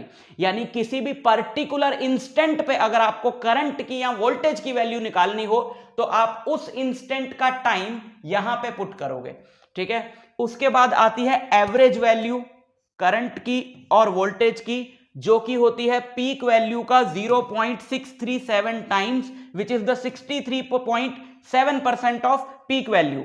And similarly average value of alternating EMF is same 63.7% off peak value. अब बात करते हैं सबसे इंपॉर्टेंट वैल्यू की, विच is the RMS value. RMS value को virtual value भी बोला जाता है और इफेक्टिव वैल्यू भी बोला जाता है, जो कि होती है E0/√2 यानी पीक वैल्यू बाय √2। इसको आप सॉल्व करोगे then you will gate 0.707 E0 और 70.7% ऑफ E0। आरएमएस वैल्यू जो है, चाहे वो करंट की हो चाहे वोल्टेज की हो, पीक वैल्यू का 70.7% होती है, right. AC circuit containing register only. यहां पर एक रजिस्टर हमने एक एसी सर्किट के अक्रॉस लगा दिया है, जिसमें हमने ईएमएफ लगाया है E0 साइन ओमेगा टी, और इसमें हमें करंट भी मिलता है I0 साइन ओमेगा टी। यानी करंट और वोल्टेज दोनों सेम फेज में हैं। यहां पर फेजर डायग्राम होते हैं, बहुत ही इंपॉर्टेंट, बट क्योंकि यहां पर मैं सिर्फ इस वीडियो में फॉर्मूले पढ़ा रहा हूं तो उनकी बात नहीं कर रहा हूं। लेकिन अगर आपको नहीं पता है उनके बारे में तो मैंने इसी चैप्टर के डेरिवेशंस वाले वीडियो में उनको अच्छे से समझाया है, तो वहां से जाके रिवाइज कर लेना, राइट। क्योंकि अगर मैं बोल रहा हूं कि रजिस्टर में करंट और वोल्टेज सेम फेज में होते हैं, तो हो सकता है आप में से कुछ बच्चे हों जिनको ये बात ही समझ में ना आए कि यार सेम फेज में होते हैं मतलब क्या, तो फिर आपको फॉर्मूला समझने में थोड़ी दिक्कत होगी। तो इसलिए मैं आपको सजेस्ट करूंगा कि आप उस वीडियो को देख लो, ठीक है, लिंक डिस्क्रिप्शन में दे दूंगा। अब बात करते हैं एक सर्किट की जिसमें एक इंडक्टर लगा हुआ है, एक ऑल्टरनेटिंग करंट सोर्स यानी ई नॉट साइन ओमेगा टी के अक्रॉस। पूरे डेरिवेशन के बाद हमें पता चलता है कि इसमें जो करंट आता है वो I naught sine omega T minus pi by 2 आता है, थीटा नहीं, this is not theta, this is omega T, ठीक है। इसमें जो करंट आता है वो क्या आता है, I naught sine omega T minus pi by 2, यानी कि करंट जो है वो वोल्टेज से पाई बाई 2 एंगल से लैग करता है, यानी पीछे चलता है। इसका भी अगर आपको नहीं मतलब पता तो आप उस वीडियो को एक बार जरूर देखिए, ठीक। अच्छा, inductive reactance. Inductive reactance inductor में एक ऐसी प्रॉपर्टी जो ऑल्टरनेटिंग करंट के फ्लो को अपोज करती है, उसको बोलते हैं इंडक्टिव रिएक्टेंस। उसको एक्सएल से डिनोट किया जाता है, जिसका फॉर्मूला होता है ओमेगा इंटू एल। ओमेगा होती है इस करंट की एंगुलर फ्रीक्वेंसी, राइट। और अगर ये एसी ना हो, डीसी हो, तो ओमेगा 0 होगा, तो एक्सएल नहीं होगा, राइट। और आप जानते हो ओमेगा 2 पाई न्यू होता है, तो इंडक्टिव रिएक्टेंस एक्सएल क्या हो गया, 2 pi nu L. AC circuit containing capacitor only. अगर हमने सिर्फ कैपेसिटर लगा रखा है एक एसी वोल्टेज सोर्स के अक्रॉस और E naught sine omega t हमने वोल्टेज लगाई, तो हमें करंट मिलता है I naught sine omega t plus pi by 2, यानी कि कैपेसिटर में करंट पाई बाई 2 के एंगल से लीड करता है, राइट। इसमें भी एक ऐसी क्वांटिटी मिलती है जो करंट के फ्लो को अपोज करती है, और उस क्वांटिटी को बोला जाता है कैपेसिटिव रिएक्टेंस, जिसको XC से डिनोट किया जाता है, जिसका फॉर्मूला होता है 1 अपॉन ओमेगा सी। सी मतलब इसका कैपेसिटेंस, यानी 1 अपॉन 2 पाई न्यू सी। और अगर ये AC ना हो, DC हो, तो DC की फ्रीक्वेंसी होती है 0, यहां डिनोमिनेटर में 0 रखा तो XC हो जाएगा इनफाइनाइट, यानी कि डायरेक्ट करंट को एक कैपेसिटर जो है वो इनफाइनाइट रेजिस्टेंस ऑफर करता है, ठीक। Series LCR circuit. अब हमने क्या किया, L, C और R तीनों को सीरीज में लगा दिया, तो यहां पे हमें एक बहुत इंपॉर्टेंट क्वांटिटी मिलती है जिसको बोला जाता है इंपीडेंस। इंपीडेंस वो क्वांटिटी है जो इस सर्किट में करंट के फ्लो को अपोज करती है, यानी रेजिस्टेंस का रोल प्ले करती है। इंपीडेंस का फॉर्मूला होता है बच्चों ये under root XL minus XC का होल स्क्वायर, है ना। XL XC आपको बता दिया मैंने, under root XL minus XC का whole square plus R square, right. और करंट और वोल्टेज के बीच में यहां पे फेज डिफरेंस कितना होता है वो आप निकाल सकते हो tan inverse XL minus XC by R से। जितने भी फॉर्मूले हैं सीरीज LCR सर्किट के, वो आप एक ट्राइंगल से याद रख सकते हो जिसको बोला जाता है इंपीडेंस ट्राइंगल। आपने एक राइट एंगल ट्राइंगल बनाना है, इस वाले एंगल को फाई लेना है, इसको Z लेना है हाइपोटेन्यूज को, परपेंडिकुलर को आपने XL माइनस XC लेना है, और बेस को आपने R लेना है। आप ट्रिग्नोमेट्री लगाओ, चाहे इस पे पाइथागोरस थ्योरम लगाओ, sine theta, tan theta, cos theta, जो मर्जी निकालो, जो भी आप निकालोगे वो फॉर्मूला सीरीज LCR सर्किट के लिए भी बिल्कुल करेक्ट होगा। फॉर एग्जांपल, अगर आप इस पे पाइथागोरस थ्योरम लगाते हो तो आपको मिलेगा Z equal to under root R square plus XL minus XC का होल स्क्वायर, जो अभी हमने इंपीडेंस का फॉर्मूला देखा। अगर आप फेज डिफरेंस निकालना चाहते हो तो आप tan फाई क्या लगाओगे, XL minus XC by R, तो tan phi XL minus XC by R होगा, तो phi tan inverse XL minus XC by R हो जाए, है ना। Series LR circuit. अब सिर्फ इंडक्टर और रजिस्टर अगर सीरीज में लगे हैं तो उसके फॉर्मूले आप कैसे याद रख सकते हो, इंपीडेंस ट्रायंगल से। इस इंपीडेंस ट्रायंगल में यहां से वो वाला पार्ट हटा दो जो इस सर्किट में नहीं है, यानी ये सीरीज LR सर्किट है। LR सर्किट का मतलब है कि एक इंडक्टर लगा है और एक रेजिस्टर लगा है एक सीरीज वोल्टेज सोर्स के अक्रॉस, तो कैपेसिटर नहीं है ना इसमें कैपेसिटर नहीं है, तो यहां से क्या चेंज करोगे आप इस इंपीडेंस ट्रायंगल में, आप यहां से कैपेसिटर वाला पार्ट हटा दोगे तो यहां पर सिर्फ XL लिखा हुआ आएगा। तो बताओ इसका इंपीडेंस क्या बना, under root R square plus XL square, और इसमें फेज डिफरेंस tan फाई क्या बना, XL बाय R, तो फाई हुआ tan inverse XL by R। Series CR circuit यानी कि सिर्फ एक कैपेसिटर और रजिस्टर अगर सीरीज में लग जाएं एक वोल्टेज सोर्स के अक्रॉस। तो क्या करें, यहां पे XL माइनस XC था ना, अब यहां से XL हटा दो, यहां पे सिर्फ आप क्या लिखो, XC लिखो। तो फिर बताओ इस सर्किट का इंपीडेंस क्या होगा, under root XC square plus R square, under root XC square plus R square. और यहां पर करंट और वोल्टेज के बीच में फेज डिफरेंस कितना होगा, tan phi XC by R, है ना। तो tan phi XC by R होगा, तो phi होगा tan inverse XC by R, right. तो सिर्फ रेजिस्टर लगा हो तो करंट और वोल्टेज के बीच में फेज डिफरेंस 0, अकेला इंडक्टर या अकेला कैपेसिटर लगा हो तो करंट और वोल्टेज के बीच में फेज डिफरेंस 90, और तीनों लगे हों तो बता दिया tan inverse XL minus XC by R, है ना। दो दो करके लगे हों तो फेज डिफरेंस क्या होगा करंट और वोल्टेज के बीच में, वो भी बता दिया। रेजोनेंस कंडीशन, बच्चों रेजोनेंस कंडीशन उसको बोलते हैं जब XL और XC इक्वल हो जाता है। XL और XC के इक्वल होने से क्या होगा, देखो इंपीडेंस है under root XL minus XC का whole square plus R square.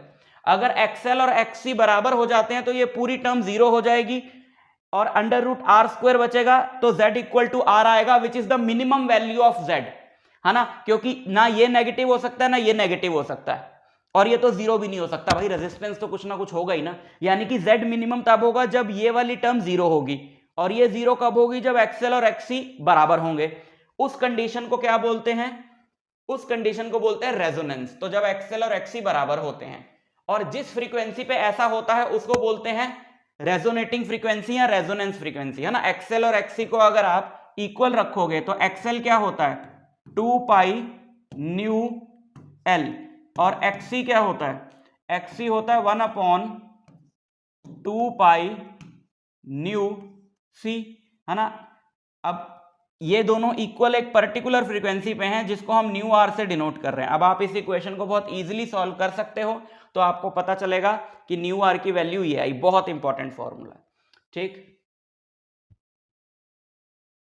Energy stored in an inductor, एक इंडक्टर के अंदर मैग्नेटिक एनर्जी स्टोर्ड होती है half L I not square for any instant. मतलब L उसका सेल्फ इंडक्टेंस है, एक इंडक्टर सॉलिनॉइड, समझते हो ना। तो एक सॉलिनॉइड को हमने एक बैटरी से कनेक्ट किया, तो सॉलिनॉइड के अंदर बैटरी जो सॉलिनॉइड पे वर्क करेगी उसमें करंट बिल्ड करने के लिए वो वर्क सॉलिनॉइड के अंदर मैग्नेटिक एनर्जी की फॉर्म में स्टोर हो जाएगा, और उस मैग्नेटिक एनर्जी का फॉर्मूला होता है half L I not square, where L is the self inductance of the solenoid और I नॉट जो उसमें करंट फ्लो कर रहा है। एनर्जी डेंसिटी, एनर्जी डेंसिटी मतलब energy stored per unit volume. इसको जब हम वॉल्यूम से डिवाइड करके थोड़ा सॉल्व करते हैं तो एनर्जी डेंसिटी का फॉर्मूला आता है B²/2 म्यू नॉट, ठीक है। बी आप जानते हो जो सॉलिनॉइड के अंदर मैग्नेटिक फील्ड है, और म्यू नॉट आप जानते हो मैग्नेटिक परमेबिलिटी। अगर सॉलिनॉइड के अंदर कोई और मीडियम होगा तो आप उस मीडियम का म्यू डालेंगे, right. Power in series LCR circuit, बच्चों पावर का फॉर्मूला जो सीरीज LCR सर्किट का होता है वो होता है ERMS into IRMS into cos phi, phi phase difference जो है, right. ERMS into IRMS into cos phi. अगर हम इंपीडेंस ट्रायंगल की बात करें सीरीज LCR सर्किट में तो कॉस फाई क्या आएगा, देखो ये Z था, ये R था, ये फाई था, और ये XL माइनस XC था। कॉस फाई होगा R बाय Z, है ना। कॉस फाई क्या आएगा, कॉस फाई आएगा R बाय Z, ठीक। ये तो ERMS into IRMS into cos phi, समझे। और प्योरली इंडक्टिव या प्योरली कैपेसिटिव सर्किट, यानी सिर्फ इंडक्टर लगा है या सिर्फ कैपेसिटर लगा है, तो करंट और वोल्टेज के बीच में फेज डिफरेंस कितना है 90 डिग्री, और cos 90 होता है 0। तो एवरेज पावर क्या आएगी प्योरली इंडक्टिव या प्योरली कैपेसिटिव सर्किट में 0 for one complete cycle. This is what? This is not the instantaneous power. This is not the power at a particular instant. This is average power पूरे एक cycle के लिए। Series LCR circuit की ये होती है, या LR सर्किट या CR सर्किट पे लगा लो यही फॉर्मूला, ठीक है। cos फाई को बोला जाता है पावर फैक्टर, क्योंकि हर एक सर्किट के लिए ERMS और IRMS तो सेम ही रहेगा, इसकी वजह से पावर चेंज हो रही है ना। हर एक सर्किट में जो वैल्यू चेंज हो रही है पावर की, हर टाइप के सर्किट में, वो इस पार्ट की वजह से हो रही है। This part is called power factor, जिसकी वैल्यू होती है R बाय Z, ठीक। ट्रांसफॉर्मर, ट्रांसफॉर्मर क्या है बच्चों, ट्रांसफॉर्मर एक ऐसा डिवाइस है जो ऑल्टरनेटिंग करंट या ऑल्टरनेटिंग वोल्टेज की वैल्यू को बढ़ाने या घटाने में यूज होता है। एक होता है स्टेप अप ट्रांसफार्मर जो ऑल्टरनेटिंग वोल्टेज की वैल्यू को बढ़ाता है और ऑल्टरनेटिंग करंट की वैल्यू को कम करता है। एक होता है स्टेप डाउन ट्रांसफार्मर जो ऑल्टरनेटिंग वोल्टेज की वैल्यू को कम करता है लेकिन ऑल्टरनेटिंग करंट की वैल्यू को बढ़ाता है, राइट। इसके लिए बहुत इंपॉर्टेंट ये फॉर्मूला है, इसमें इसके ऊपर मैंने डिटेल में वीडियो बनाया है, आप सर्च कर लेना, बहुत ही अच्छे से वहां पे ट्रांसफार्मर मैंने समझाया है। बट ट्रांसफार्मर में एक आयरन कोर होता है लैमिनेटेड जिसमें 2 कॉपर कॉइल्स लपेटी होती हैं ऐसे, इसको बोलते हैं प्राइमरी कॉइल और दूसरी वाली को बोलते हैं सेकेंडरी कॉइल। इनपुट एसी हम यहां लगाते हैं जिसको स्टेप अप या स्टेप डाउन करना हो, आउटपुट हमें यहां मिलता है स्टेप अप या स्टेप डाउन होने के बाद, राइट। इनपुट में जो हम वोल्टेज लगाते हैं वो है ईपी, आउटपुट में हमें जो वोल्टेज मिलता है उसको हम ईएस से डिनोट करेंगे। इनपुट कॉइल में जो नंबर ऑफ टर्न्स है उसको एनपी से, आउटपुट कॉइल में जो नंबर ऑफ टर्न्स है उसको एनएस से डिनोट करेंगे। इनपुट कॉइल में जो करंट है वो आईपी है और आउटपुट कॉइल में जो करंट है वो आईएस है। तो ES by EP equal to NS by NP होता है और that is equal to IP by IS, ये याद रखना आप। ट्रांसफार्मर की वर्किंग सिर्फ इतने से पार्ट पे बेस्ड है कि जो रेशियो रहती है वोल्टेज की वो नंबर ऑफ टर्न्स की रेशियो के बराबर होती है। तो जिस तरफ नंबर ऑफ टर्न्स जितनी ज्यादा होती हैं उस तरफ वोल्टेज उतनी ज्यादा होती है। जैसे मोटा मोटा देखें तो ये 2 टर्न्स हैं और ये 1 2 3 4 5 टर्न्स हैं, राइट, 6 टर्न्स हैं, मान लो ये 2 हैं ये 6 हैं, तो इसमें नंबर ऑफ टर्न्स इसके मुकाबले 3 गुना ज्यादा है। तो यहाँ आप जितनी भी वोल्टेज लगाओगे 10 वोल्ट, तो यहाँ कितनी हो जाएगी 30 वोल्ट, ठीक है। And this ratio is called transformation ratio. Step up transformer के लिए ईएस बड़ा होगा यानी सेकेंडरी वोल्टेज, क्योंकि बढ़ा रहा है ना वो, जैसे स्टेप अप ट्रांसफार्मर है। 2 डिजाइन है इसके, याद रखना, एनसीईआरटी में 2 डायग्राम दिए हैं, राइट। तो स्टेप अप ट्रांसफार्मर के लिए ईएस बड़ा होता है, ईपी छोटा होता है। तो ईएस बाय ईपी यानी ये रेशियो 1 से बड़ी होती है, इसको के से डिनोट करते हैं। और स्टेप डाउन ट्रांसफार्मर के लिए ईएस छोटा होता है, ईपी बड़ा होता है, यानी ये रेशियो के 1 से छोटी होती है। ट्रांसफार्मर की जो एफिशिएंसी होती है वो output power upon input power into 100 होती है। पावर का फॉर्मूला होता है करंट इंटू वोल्टेज, तो आउटपुट पावर हो गई ES into IS, input power हो गई EP into IP into 100, right.